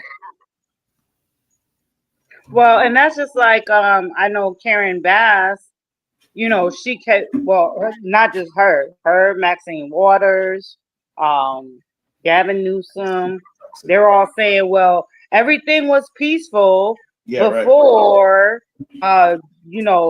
Trump sent the National Guard. But that just wasn't even true. Even their own police chief got on TV and said, we are overwhelmed. We cannot handle. Did y'all see the video of the police cars underneath the bridge, and they were throwing bricks and those little motorbikes you can rent. I don't live in the city, so I don't know what they're called. And they were throwing them down at the police officers, and then like they manipulated the fireworks to be more of an accelerant firework and things of that nature. And so it's like, so you're saying, and she said, well, the way to fix this is just to remove ICE. But ICE has a job to do, whether you're a sanctuary city or not. This is the United States of America. He ran on a mandate. He was elected for that mandate, which was to deport illegal immigrants from our country. You cannot stand in the way of that and think that things are going to be okay. You can't. It makes no sense. Everybody thinks they're Gandhi. Everybody thinks they're everybody thinks when they look back at like Nazi Germany that everybody thinks they're going to be Schindler. Like the reality is, if you was back in Nazi Germany, you'd probably end up being a Nazi. Let's get that situated. There's a higher likelihood that you'd be one of the Nazis and you wouldn't be Schindler. But people don't realize that, like, you got to actually think for yourself. You can't just fall. If you are part of a crowd that's doing something, you need to back up for a second and reconsider what you're doing. Most of the time, the crowd is not doing what's supposed to be doing. It's just most of the time, especially if it's unregulated. Okay. But again, I think Desert said, "Hey, yeah, no, that's why I said okay." Oh, we have been blessed. Man, she With found these time. people. Hold on, time out. Yeah. We have been blessed with the presence of the most magnificent, most honorable Dr. Rhonda. L. Welcome to the stage. Welcome to the stage. What y'all in here talking about? You know what we in here talking about, you in the house. That blew the cover. Just blew the cover. Well, see, he downstairs in the basement. I'm upstairs in the bed, so I don't know. Oh, okay. Well, we are so glad to have you. This is an honor. No, it's a blessing that you found time in this big schedule to, meet with the little people. I appreciate it. Right, us little peoples. Y'all crazy. Like she even put them in the basement so she could like, listen, you down there with the little people. Well, now she put me in the basement. Okay. Yeah. Lord have mercy, Lord. I'm gonna mute because I want to hear what the most honorable y'all can has to recap say. what y'all was just not saying. Y'all can recap what y'all was just not saying, as far as you talking about Governor Newsom and what he was running off of and stuff like that. Because I can't tell her all of that. Well, I was saying that Karen Bass, Governor Newsom, shoot, she done messed me up. I was so in shock. She done made me forget. I was so shocked. I had to look at the name. I was like, oh, damn, what was I saying? Oh, that they were saying that the best way to end the riots were to like remove ICE, Homeland Security, and stuff like that. Yeah. But they're there to do a job that the country overwhelmingly actually supports, and that is to remove illegal aliens from our country. So, I mean, you can't just sit there. I guess it's kind of like pacifying the situation. Like, oh, well, kind of like if a child, like kind of like you said, Maurice, earlier.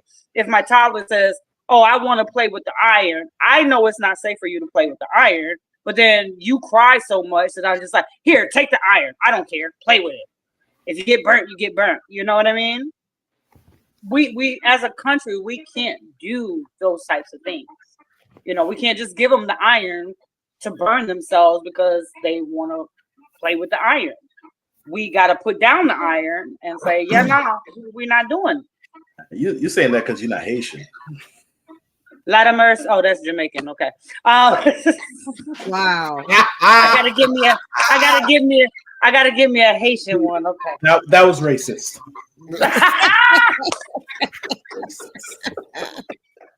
I have to agree with you, Maurice. Hey, I don't know. Look, I'm willfully ignorant in that aspect. I gotta figure. I'll find me give me a Haitian one now. What would y'all say? Teach me. I said No, don't do that. Huh? That is the Let's just leave it alone and say Haitian. That's all. no. I want to know. I want to know, like, what would y'all say? If I said "Lot of Mercy" in Jamaican, like, what would that be in Haitian? The equivalent. No, it's not the same thing. But the equivalent of like the calling call stereotype from Haitians is the sac passé, not boule. That's the stereotypical Haitian. Okay. Just like I'm gonna mess that up, but I'm gonna remember it. Blood fire. That's the stereotypical Jamaican calling. Blood fire? What's blood fire? That's Jamaican? Yeah, blood fire. No, I don't want Jamaican. I want Haitian. No, but yeah, that's what it is. Okay. I'm gonna mess it up, but I'm gonna say it anyways. Okay. It's not that hard. Sac passé. Sac bate? Well, Lord. This conversation isn't on social media, right? This is just us talking. Nah, you live, man. You live. You see the top left corner? It says live. This is streaming to YouTube. Look, Maurice, do me a favor and later on text it in the back chat so I can pronounce it right. S-A-K, sac. Sac? Yes, S-A-K, sac, like a sack. Okay. Sac. Passé, like passé, like it's like someone has passed. Passé, so sac passé. Sac passé. There it is. Woo! I got it. You're not gonna remember it. No, she's not. Yes, I am. Sac passé. Yeah. Oh, yes, I am. And she said it with the neck. So I know she sac passé. I got it now. Sac passé. Oh. But I mean, with all that going on, I mean, I think that everything has to make sense within the realm of what it has to control. Because if it's too much, you have all this military stuff going on, and like Jessica said before, that the governor, I think you said the governor said it was too much for them to handle, the police force to handle. And then I guess then the next what's the next protocol? National Guard. Yeah. No, the National Guard is there first, and then but you have about 4,000 National Guard, and you have about 2 million Hispanic people or rioters. I'm sure rioters / protesters. Yeah, but for clarification, it was the police chief of the LAPD that said they were overwhelmed, not the governor. Okay. The governor's actually going against that, just for clarity. The governor was ready to go down with the ship, so let's not talk about that. Well, the governor's down for his people. It's all good. No, the governor what the thing is that people don't realize is that Governor Newsom is actually on the ticket to run for president in 2028. He is one of their main runners for the Democratic Party. Well, that is also why he keeps saying like we realize that he's been people have been wanting him to run for president for years. That's just because he's cute. That's all. He ain't got no sense. Cute. I mean, he is a good-looking guy, but he's also a very smart guy. No, he's not. Jessica, you gotta let her get her stuff. Okay, I'm gonna shut up. No, yeah. Politics aside, he is a very smart guy, and people have been wanting him to run on the Democratic ticket for years. So I understand your political leanings, Jessica, Mrs. Fields, but you got to give credit where it's due. I'm not a Republican, but there are a lot of Republicans out there who I feel are very smart people, and I think they're very good people. So I don't just go against somebody just because of the way they lean politically. So so whether you like him or not, or whether you agree with him or not, it doesn't mean that he's not a smart man. I respect that. I don't think that he's a dumb man. I think he is a what's the word? Charismatic man. Oh, I thought you were saying corrupt. You're saying corrupt. Well, no, that too. Yeah, that you're too. saying corrupt. But he's a smooth talker. Yeah, he's handsome. He's a smooth talker. He's the fun guy. And I don't think that politically that he is somebody even, and I used to be a Democrat, so don't get it twisted. I used to be a Democrat. I walked away from the Democratic Party for my own reasons. But that doesn't make me one way or the other. So let's say a Democrat ran and I looked at that Democrat and I'm like, you know what? That Democrat is talking some really good stuff. Let me hear what this person has to say. Okay, maybe I would vote for that Democrat if they are for the nation. So I'm not one party or the other. But as far as Gavin Newsom goes, his term, he can't run for governor again in California. His term is done. Now he is setting himself up to run for president. That's why he started that podcast. Have y'all seen this podcast? Yeah. But okay, that's why he started his podcast, because he wants to present himself. The podcast. What's wrong with him setting himself up for running for president? Somebody's got to run in 28. Well, I'm just saying he set up that podcast, and if you haven't noticed, he brings on a lot of very right-wing people on his podcast.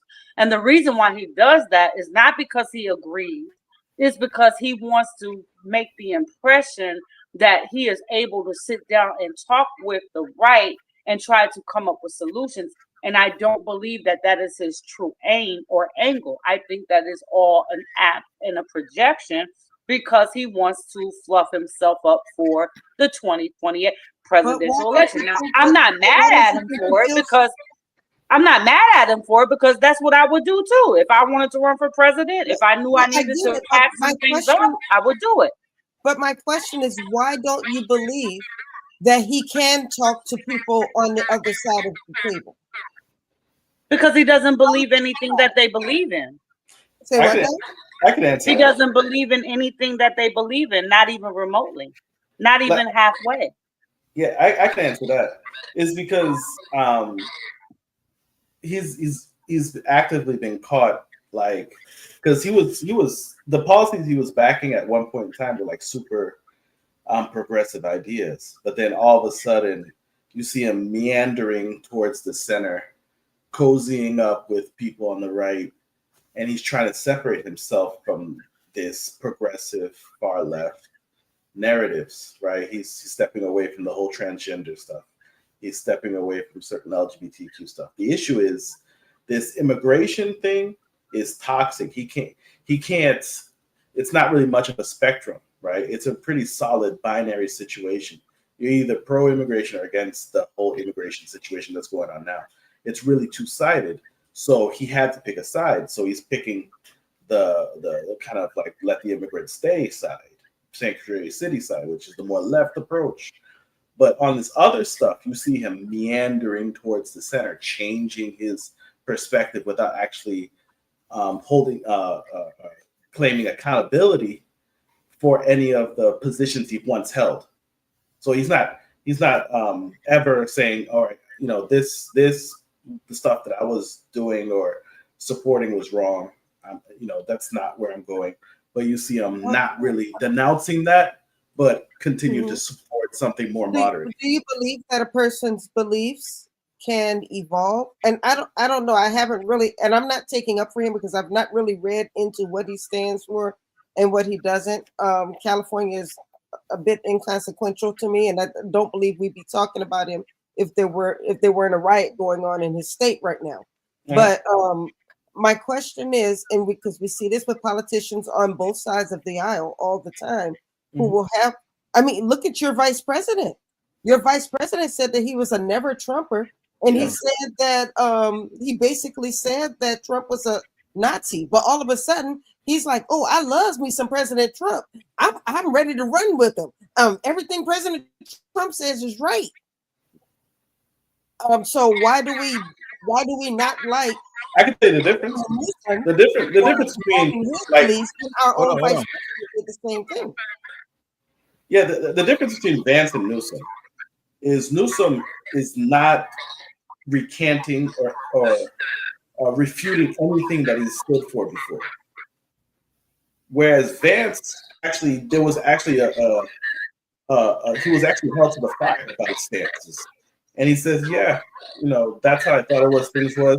And then he actually held a certain level of accountability to his stance before. And then there was a reconciliation between him and Trump. Do you believe it was no, whether I believe it or not, it's important that you actually state that you're refuting something. That's why they were. Hold on. Let me just say this. But my question is, had he said no, I still believe that Trump is a fascist, and I'm still a never Trumper. Do you think that he would have the opportunity to run for vice president? No. But that's my point, though. Yeah. So what I'm saying is, he's going to say what he has to say to be in the position that he wants to be in.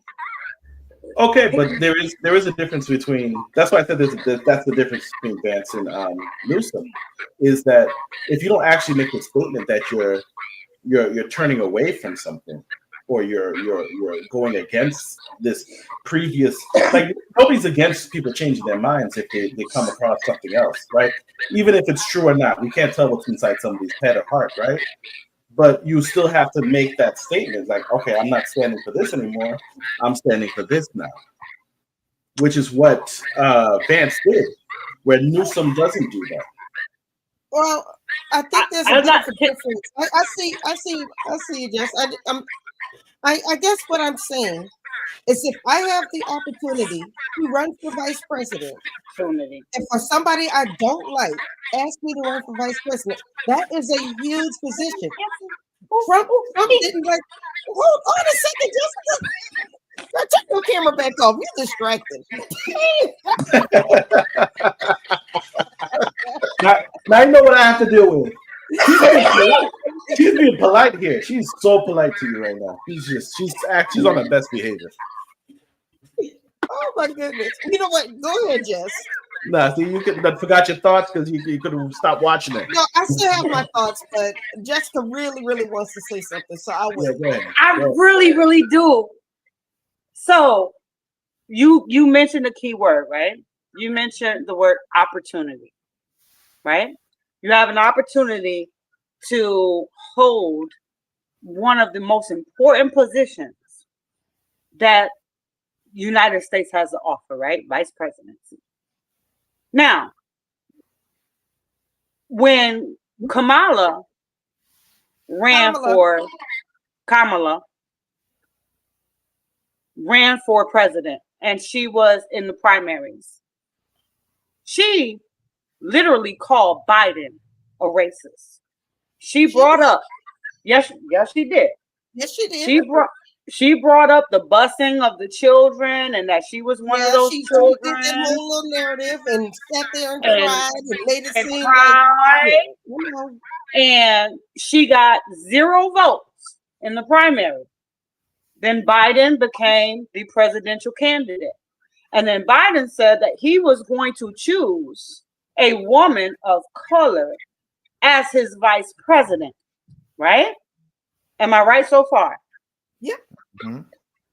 And he called Kamala. Kamala.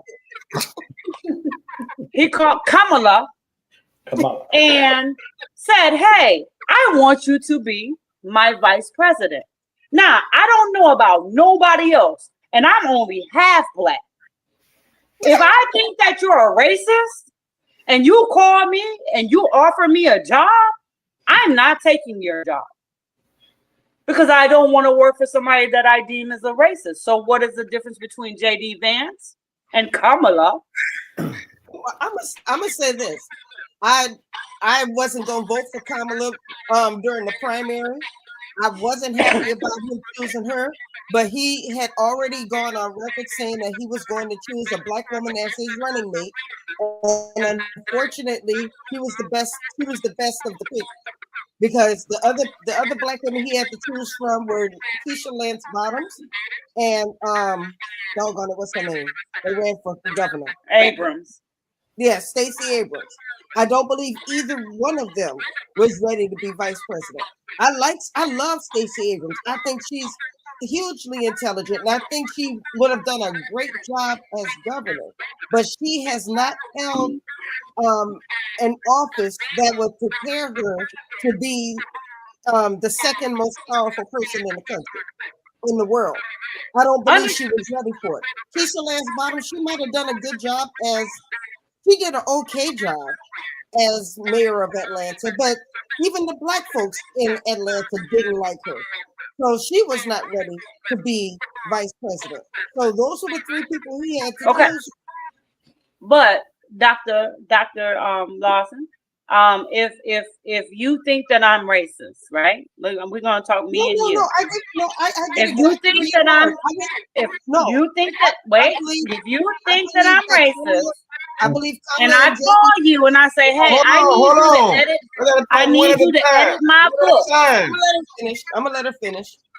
I'm agreeing. If I call you and you think that I'm a racist, and let's say I'm writing a book, and my book is racist as hell, and you don't agree with nothing I say in that book, is your values, your core values, going to tell you that, you know what, it's an opportunity, I'm going to take this opportunity and get my money?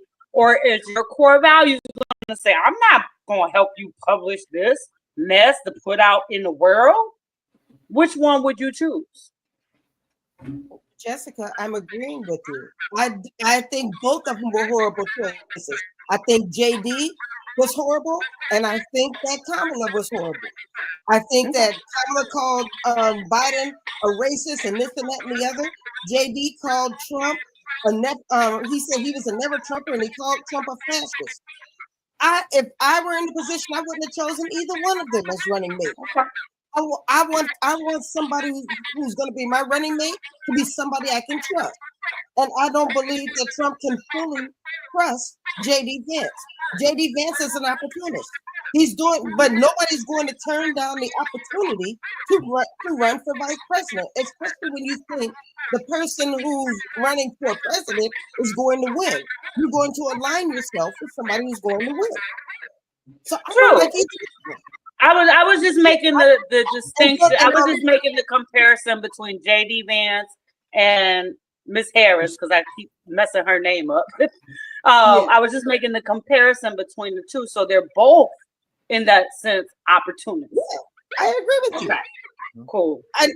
And to be fair, I wouldn't have voted for Trump or Biden. I wish that somebody fresh would have come along and challenged them both. But unfortunately, this is where we are. Mm-hmm. Yeah, no, I'm generally against the whole like protest non-voting. I mean, I get it why people do it. You got two bad candidates. The problem is someone's gonna win. Yeah. Vote, don't vote. Someone's gonna win. So I'd rather have a say and try to skew it to one direction or the other, and pick the less problematic. Because by not voting, you're not gonna get perfect choices. No, you're just not gonna get perfect choices. There's everybody out here, like everybody tries to like pin the title of Trump supporter onto me. I think that's the most ridiculous thing to call it. Anybody, unless they claim themselves to be a supporter of such, that they just because you voted for them that you're that supporter. Right? No. I'm not a Trump supporter. You have to vote with your values, and I believe that our president did a great job with aligning with people's values. People, he said that immigrants were taking jobs, and he made that his platform, and he stuck with that platform. Whether you agree with it or not, he was 10 toes down with that platform, and he was able to appeal to people's values and people's fears, and that was his main platform. Unfortunately, Kamala, you right now you probably still can't tell me what her platform was. It was not Trump. Exactly. And you can't do that because what he did was, whether you think he's a racist or not, he ran on a platform that made Americans feel like, okay, I might have a chance. I may not like him, but I have a chance to put a little bit more money in my pocket. I have a chance to put some more food on my table. I have a chance to get a job. What he did was he appealed to what people value most. Unfortunately, the Democrats, as much as they want to blame Biden for dropping out of the race too late, that's not his fault. That was not their problem. Their problem is they wanted to run on a platform as don't vote for Trump. Project 2025. Yeah, it's all fear mongering. Yeah. I will tell you, I unapologetically voted for Trump. Not because I love the dude. Matter of fact, I know anybody that follows me on my page, I dog Kamala. I did. But if you knew me in 2016, I dogged Trump too, right? But it was unfortunately that lesser of two evils.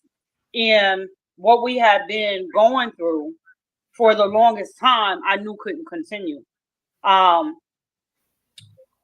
She had no plan. They went like Rhonda said, they just really ran on hate Trump, hate Trump, hate Trump.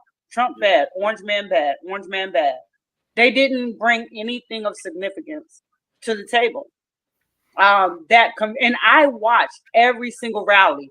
I watched her rally, his rallies, her interviews, CNN, MSNBC. I mean, when I tell you I watched them all, I did because I was trying. So you never wanted to. So you never became unburdened by what has been? Huh? So you never became unburdened by what has been? I am now. I am now.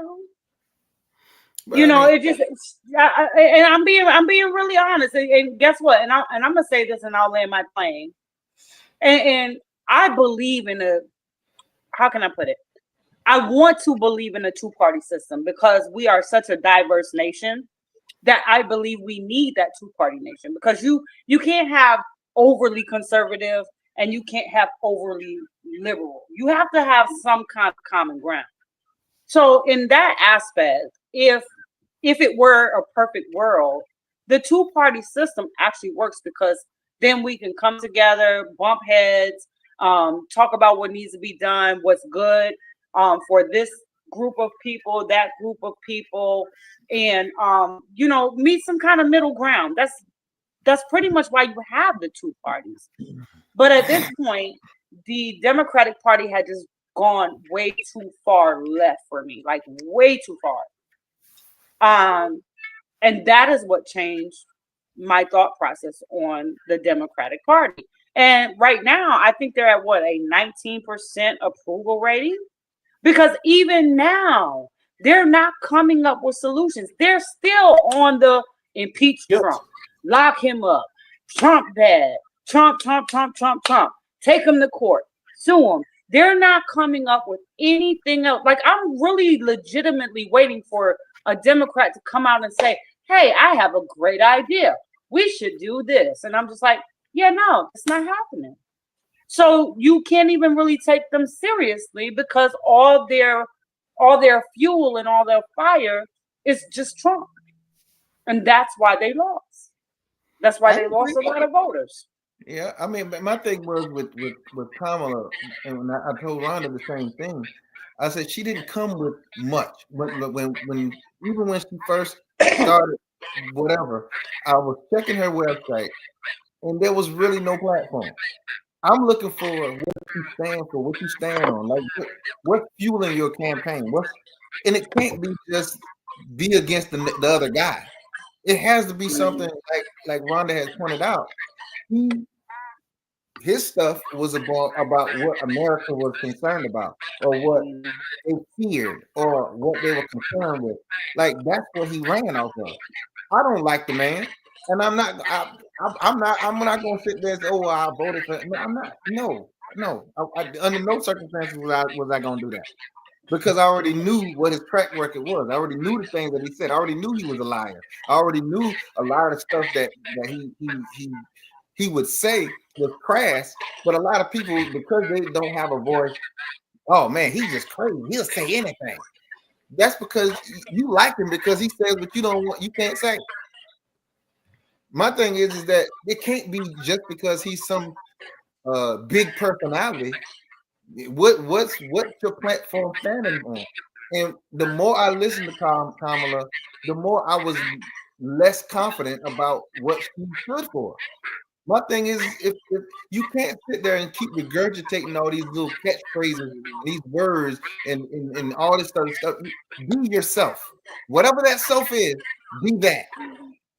Don't try to freaking sit there and try to kowtow to the black population or what. Listen, be yourself. We can tell when you're not being authentic. But I mean, hold on, real quick, Maurice. I just want to circle back real fast. That's what I was saying, just to validate what Maurice was saying. Just because somebody voted for Trump doesn't necessarily make them a Trump supporter. Because I get that too. Oh, you're a Trump supporter. You're a Trump supporter. No, I just did not support anything that the Democrats was bringing to the table. So I had to make a choice because I am a voter. I am an American citizen, and I can either sit on a couch and do nothing, or I can vote for something that I've been told to vote for just because, or I can use my brain and say, that's not what we need in office. I might not like everything about this person, but one thing's for sure, two things are for certain. I know he's going to get these immigrants out of here, and I know he's going to make moves. And that was the reason why. It wasn't because, oh my God, I love Trump. Like, I don't have a Trump hat in my house. Like, I don't have a picture of him hanging on my wall, you know? But again, a lot of people, when you say that, oh, I voted for Trump, they automatically, oh, you're a Trump supporter, you're a MAGA, you're a Nazi, you're this, you're that. And it's like, no, I'm not. I actually think I voted for the better outcome for this nation. Yeah, how is that looking right now? For me, I have no problems yet. Honestly, there's a couple of things I don't agree with. A couple of things. Like, I don't like that he's like, I don't like that he's closing like the museums. I don't like that. The especially the African American museums, because I saw that was a couple of things. But other than that, his international relations that he's doing with, you know, Iran and even China, even though it's still bumpy, it's thing in the making. At least he's talking to them. Biden wasn't even talking to them. Tariffs work. People think that they don't work, but they do. So immigration, yes, get them out. There are a lot of things that I agree with him on. How do you There are feel some things I don't. I'm sorry, I didn't hear you. How do you feel that the tariffs are working? Because it was never about reciprocal tariffs. It was always about fair trade. Nobody in business thinks that they're not going to have to pay a little something to get goods. But a lot of these countries were putting massive tariffs on the United States. They took our companies and moved them outside of this country because it's easier for them to move them to somewhere like China or India and have somebody work for $5 instead of $15 an hour. And we need to bring that back. Like a couple cents, like 20 cents. You said $5. They're working for 30, 40 cents. You're right. So they have been raping the United States for decades. And when you place these tariffs on them, you've seen that a lot of these countries have either bowed down and said zero tariffs, or they have reduced their tariffs. And he doesn't even expect for you to have no tariffs because he's a businessman. Whether you think he's a failed businessman or not, doesn't matter. Business is business. So if you're going to give me 10% tariff, then I'm going to give you 10% tariff. That is called fair trade. We both need to make money. Tariffs work if you allow it to work. And they have been tariffing us out of the ass for decades. I can tell you a little bit about Haiti. It kind of speaks to the tariff issue. I don't know if you ever heard about how Haitians in general don't really care for the Clintons too much. They don't like Clinton at all. Well, yeah, for good reason. Okay, go ahead. Yeah, one of the reasons, the one that's relevant to this topic, is that Bill Clinton, when he was in power, set up a trade deal with Haiti where he allowed Arkansas to overproduce in rice, and the excess rice that was produced in Arkansas in order to help his people, right? That's where he's from.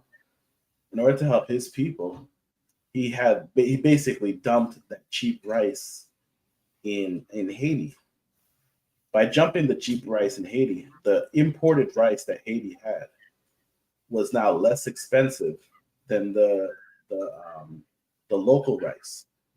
So while people are buying up the inexpensive rice from America, it completely decimated the local farms and businesses that were actually, the whole infrastructure that was there to bring the rice to the people. And at that point in time, it actually created a dependency on this American rice. And then once the oversaturation of rice was over, the price of the rice went up. Right. So if you don't mind your trade agreements with everybody, like no country can survive in this global economy unless they're exporting something.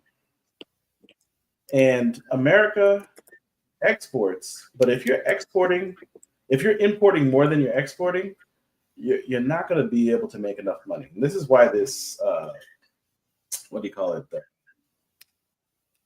The debt keeps going up. It's one of the reasons. It's not the only reason. But you in order to have a stabilized country, you need to export more than you import. And tariffs really help in controlling that input-output flow.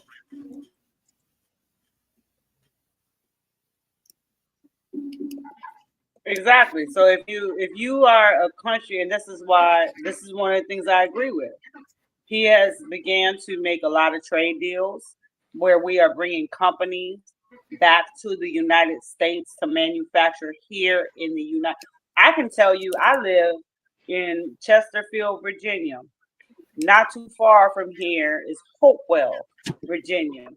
Hopewell has Honeywell, and then they had a couple of other plants.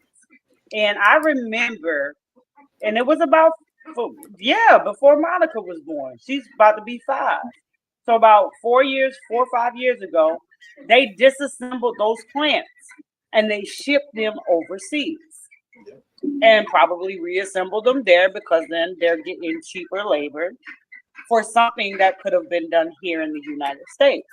We need to get back to manufacturing our own steel and our own products, our own medication and things like that. So we don't have to rely on another country for those objects.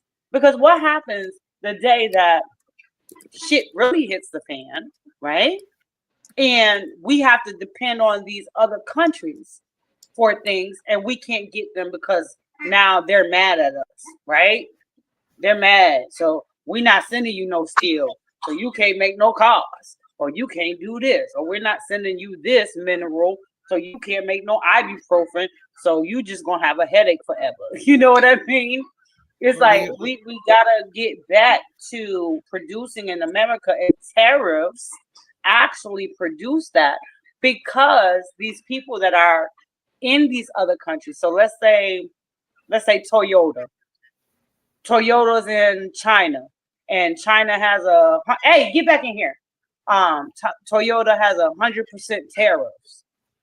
Toyota's gonna move back to the United States because if you're in the United States producing Toyotas, you no longer have to pay that tariff. But see, but that's the thing. Toyota is not an American company. But I just use Toyota just for I just use Toyota for. I should have picked Chevrolet. All I'm saying is with all that being said, we're already in a bad spot already. You understand? And other companies are even with the currency, with the dollars and stuff like that. They're creating their own alliances with currencies that exclude the US dollar. You understand? And then when you're sitting there and you're making these comments and you're alienating all these countries that we rely on or we have alliances with, you alienate the very countries that's supposed to have your back. You know what I'm saying? So who is he alienating? Like Canada, Mexico, you alienating China. Okay. We already owe China money. We're already in debt to China. So there's a lot of we can get those same things from other countries. We can't. Yes, we can. Oh, yes, we can. No, I say that because with China, they're already duplicating a lot of the stuff that we already making. You know why? But you know why they're doing that? The reason they're able to do that is because the businesses that are American businesses are moving and producing their stuff in China.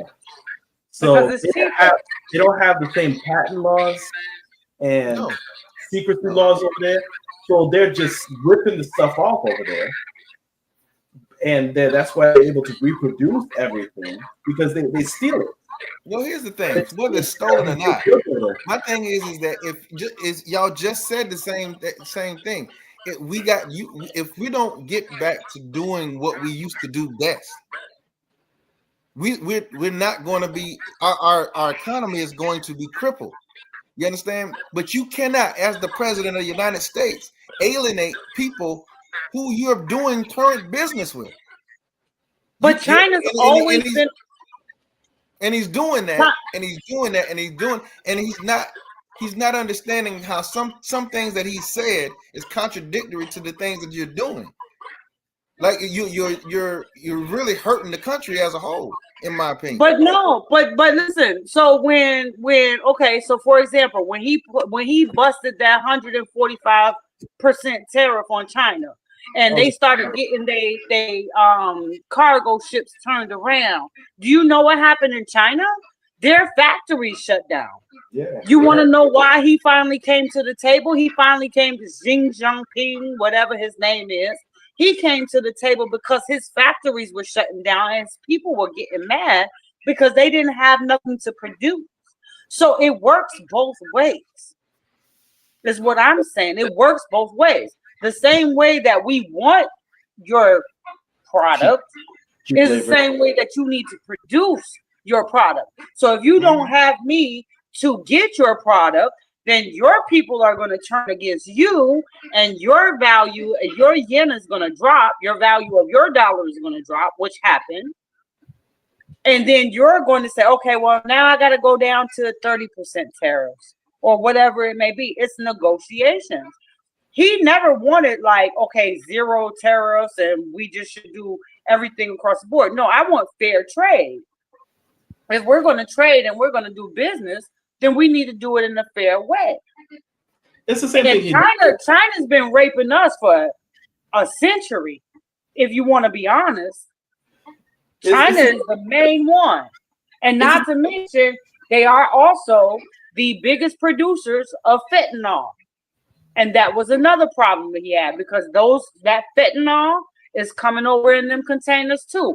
Guess what else is coming over in them containers? People are coming over in them containers. So it was more than just oh, I want your cheap table or I want your cheap Jordans. It was a lot more to that. No different than with Canada, because China comes through the Canada from the upper side of Canada. If you see where China's located, if you pay attention, just like Russia and China, Canada. There it is. So Canada is another prime example of why he wants, close your borders. Y'all bringing fentanyl in. You're trafficking people. That's why. It wasn't because, I want you to, lower your price on maple syrup.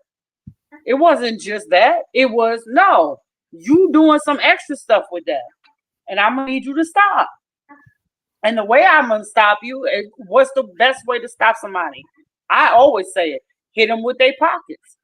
Hit them in the pockets. I promise you. Hit them in the pockets, they'll stop. The fentanyl thing was against Canada. I'm sorry, what? The fentanyl thing was against Canada. No, it was against Canada and China, because China imports fentanyl to Canada, and that's how they actually found out that more comes from our northern border than our Mexican border. We get like cocaine and stuff from Mexico. The fentanyl and stuff. It's against Canada. The whole fentanyl thing was against Canada. I don't know what I'm not sure I'm understanding. I don't know what you're saying that's different. What I'm saying is, you keep saying that it was Mexico. It was China that was bringing all this fentanyl over here. I'm saying that he started putting those tariffs against Canada because the northern border was bringing in the most fentanyl, and that he said that was his way of stopping that fentanyl flow into the United States from the northern border. Correct, because China sends it to Canada and it goes through Canada through the northern border. China is the #1 manufacturer of fentanyl. I get it. So I'm not saying that Canada's producing it. I'm saying it's coming through. If you look at the map, you'll see that China and Russia are strategically have a waterway straight to Canada, and that is where the fentanyl comes through, and that is why he wants them to close those borders, because the fentanyl is more coming from the north than it is from Mexico. And he even said that, like, he's like, we can get cocaine and shit from Mexico. We ain't getting that much fentanyl from Mexico. But the northern border, however, we are getting it from, because China has that waterway to get to the top of Canada, and they come in and they cross our borders and they bring in the fentanyl. That's true. All right, so we're at our 5 minute mark. Okay, so we're gonna do station identification. I gotta refrain from this. Okay, we about to wrap it up. First and foremost, I want to give a shout out to our sponsors. First and foremost, we want to give a shout out to none other than Meet the World Image Solution. And we happen to have the founder of Meet the World Image Solutions and whatnot. So maybe she can tell us a little bit about her business and how you can get in touch with her. Hey y'all, I help people write books. Oh damn! You need to work on your marketing. Oh, you need to work on your marketing. Like write a script for yourself or something. Meet the World Image Solutions is a publicity and literary services company. We offer editing, ghostwriting, book coaching, as well as press releases and media kits. So we help you to write your book. And then if you have a book already, we help you to get exposure for your book. I host the Horizons Author Lounge each Monday night at 7 p.m., where we highlight up and coming authors from many different genres. And we also talk with other literary professionals, such as other creators, publishers, comedians, and even actors. So we have a really good time. Like I said, every Monday night, 7 p.m. We are live on Facebook. We're on Facebook, LinkedIn, and YouTube. All right, and you heard it here first, folks, firsthand and whatnot. You hear the voice behind the business. All right. Also, my baby, Mr. Craves Cookies, where it's a party in your mouth. You can find me on IG at Mr. Craves Cookies. That's MrCraves Cookies on Instagram. And treat your mouth to a party. I don't know when the last time you've thrown your mouth a party or made your mouth happy.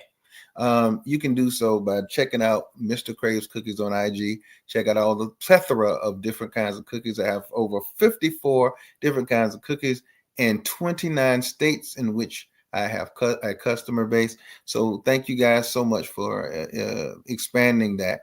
Also, we have here Mr. Maurice on our stage, so he can know how to find him and his music. So you want to come out to my YouTube channel where you can listen to the sweet melodies of Maxi Studio Music. That's right. On the YouTube channel, you want to go to Maxi, spelled lowercase M-A capital X, lowercase S-I, Studio Music. Double check that spell check. And I hope to see you like, subscribe, and comment on the songs that you like. Yeah. You talk like that on your channel? No. I'm about to say it. I know you did not just change your whole voice. You sound like Donnie Simpson up in here. What the hell? Like this the Quiet Storm or something. What you talking about? Quiet Storm. Oh my god. Oh my god. Oh man. Maurice. Maurice. You can talk like that on your channel if you want to, Maurice. Don't you tell him that. Don't you tell him that. See, put that syrup in your voice. It is all good. He ain't never sounded like that before. Oh, you know I had that. It must be you. He's trying to impress you. Yeah, he's showing off because we got extra guests in the house. Right, you might put some great contacts in your face. It'd be Donnie Simpson up in here. The hell? Oh man. Oh man. Oh, and so Jessica, why don't you tell Rhonda what your chicken's names are? Your Trump chicken and your and rooster. my Trump. No, my rooster name is Trump, and my hen is Chickaletta. Okay, interesting. It is, but I got a reason. Hold on, I got a reason. See, like we said earlier, just because somebody voted Republican don't mean they Trump supporters. Since he got here, he will not shut the hell up. He cock-a-doodle-doos all the damn time. Mm. And then when Chicoletta comes and jumps on my leg, he will jump up here and push her off. So remember when he came down the escalator and pushed that dude to the side and buttoned up his coat? I was like, yeah, that's Trump. Oh my God. So I named him Trump. It's fitting. It's fitting. He's a bully. Oh my goodness. So, all right. So, because we talked about the police, we talked about a lot of stuff politically. Hopefully, we can segue into something a little lighter, but it's okay because once we get rolling, we get rolling. But Maurice, I will let you start. Go ahead and put a summary on the whole scope: policing, LA, political landscape, all that good stuff. So, go ahead and put give your summary on all this good stuff. I'm gonna keep it real short. They out the goddamn street or get shot. Okay. That was short, for real. Okay. I didn't even believe you. I didn't believe me. I ain't gonna lie. I ain't believe it. He said, keep it short. I was like, Keep it short. It's simple. That's all I had to say. All right. Dr. Rhonda, since you you're our newest guest, would you like to have a little quick summary? Okay, what am I summarizing?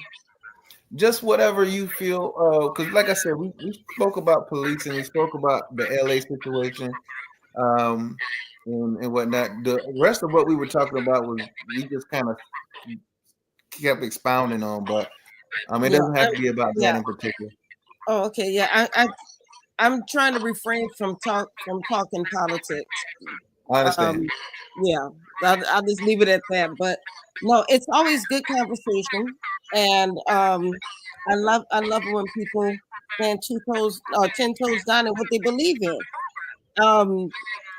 I just, at the same time, I like the fact that you're open to conversation and listening to other points of view. I think that's what makes this show great. I'd love to see y'all continue to make this show grow and expand and bring in other points of view and just build a listenership because you guys have a really good thing going here.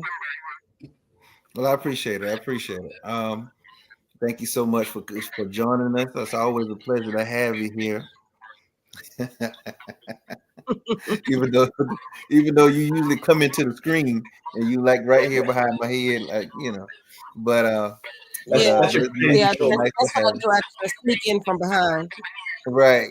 So that's your Billy good was here. That's what that is.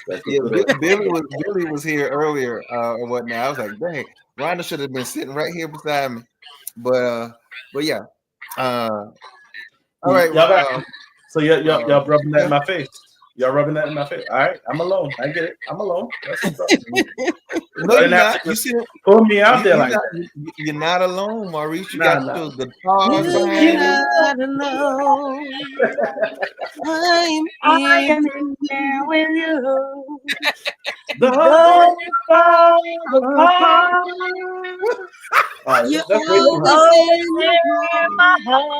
That's even high for Michael Jackson. You are not alone. Not alone.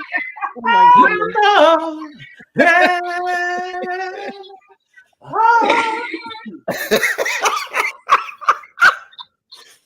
The fact that we both sang it at the same time, I love you, girl. Lord have mercy. You're not alone. We got you, Bobby. All right, Jessica, what's your summary, ma'am? My summary is we need to cut out all this mess, and we need to stop listening to the media and what they tell us. We actually should research and believe what our eyes can see. I paid $538 for these damn glasses, and I know what I see when I turn on my television or I scroll and I see things. And there's a lot going on in this world.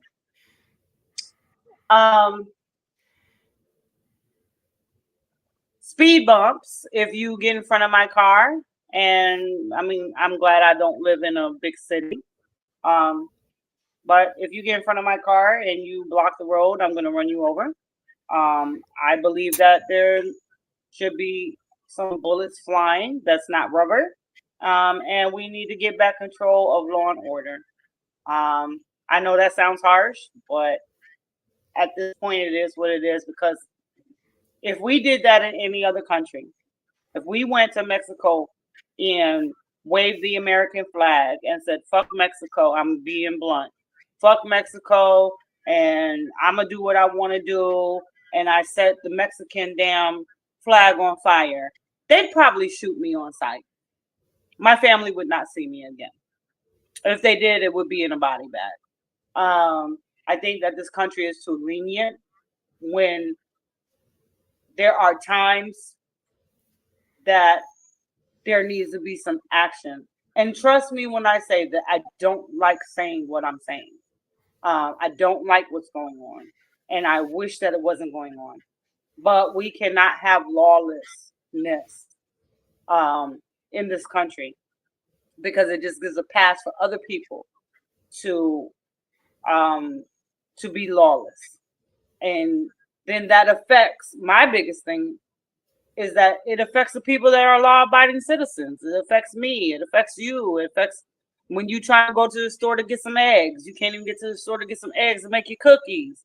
I can't get to the school to get my kid. You know, Maurice can't get to wherever he, to his job, or feel safe in your own community.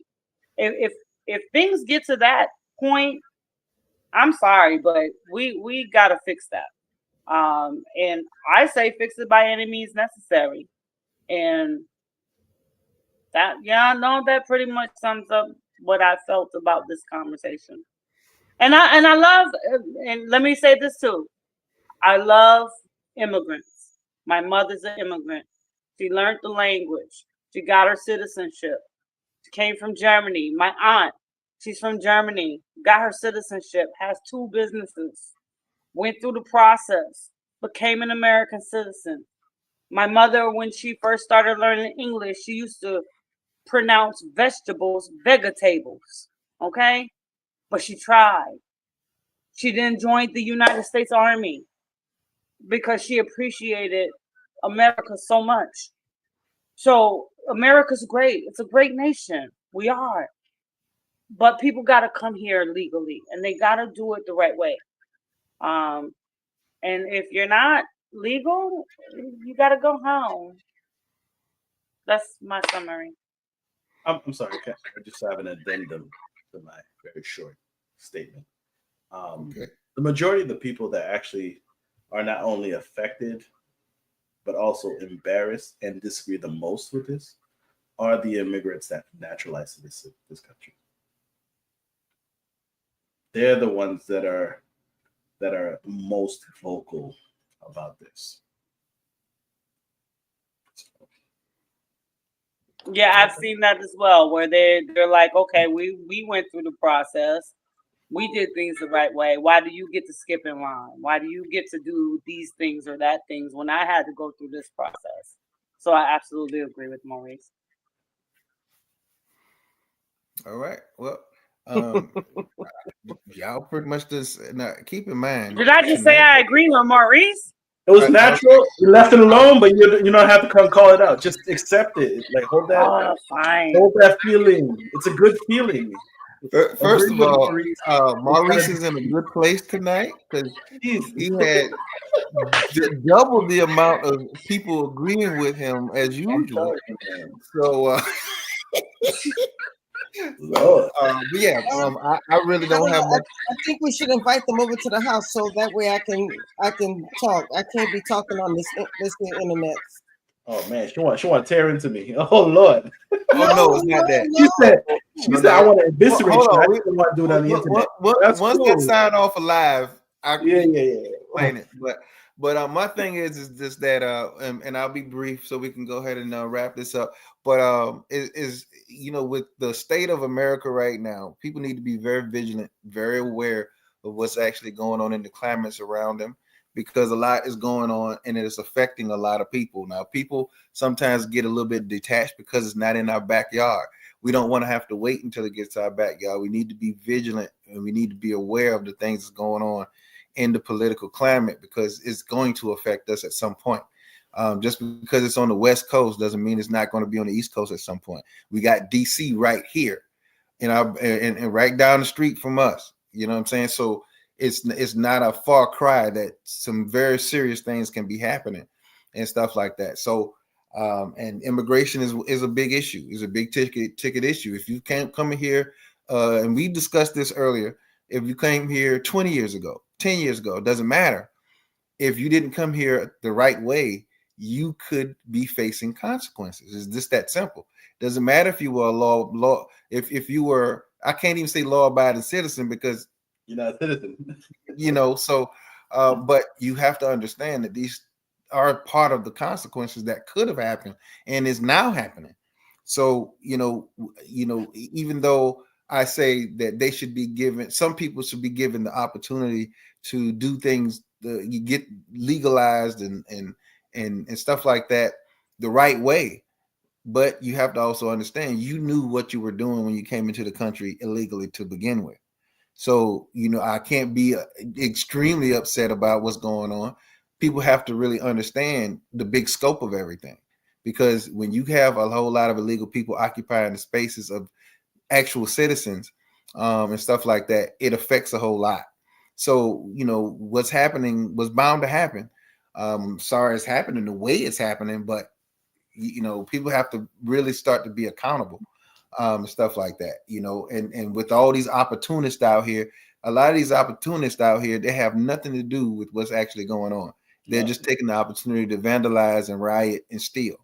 So, so pretty much just stay aware of what's going on and stuff like that, because a lot of the times emotions cloud logic and actual common sense and stuff like that. So, but that's all I got and whatnot. Thank y'all for stopping through. Thank you so much, Dr. Rhonda, for gracing us with your presence. Hope it's not the last time. Thank you, Maurice, for joining us. Go check out Maxi Studio.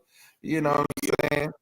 And once again, Maxi Studio Music. Yeah. Oh, there he go again. See. But so and Jessica with her lovely family and stuff like that.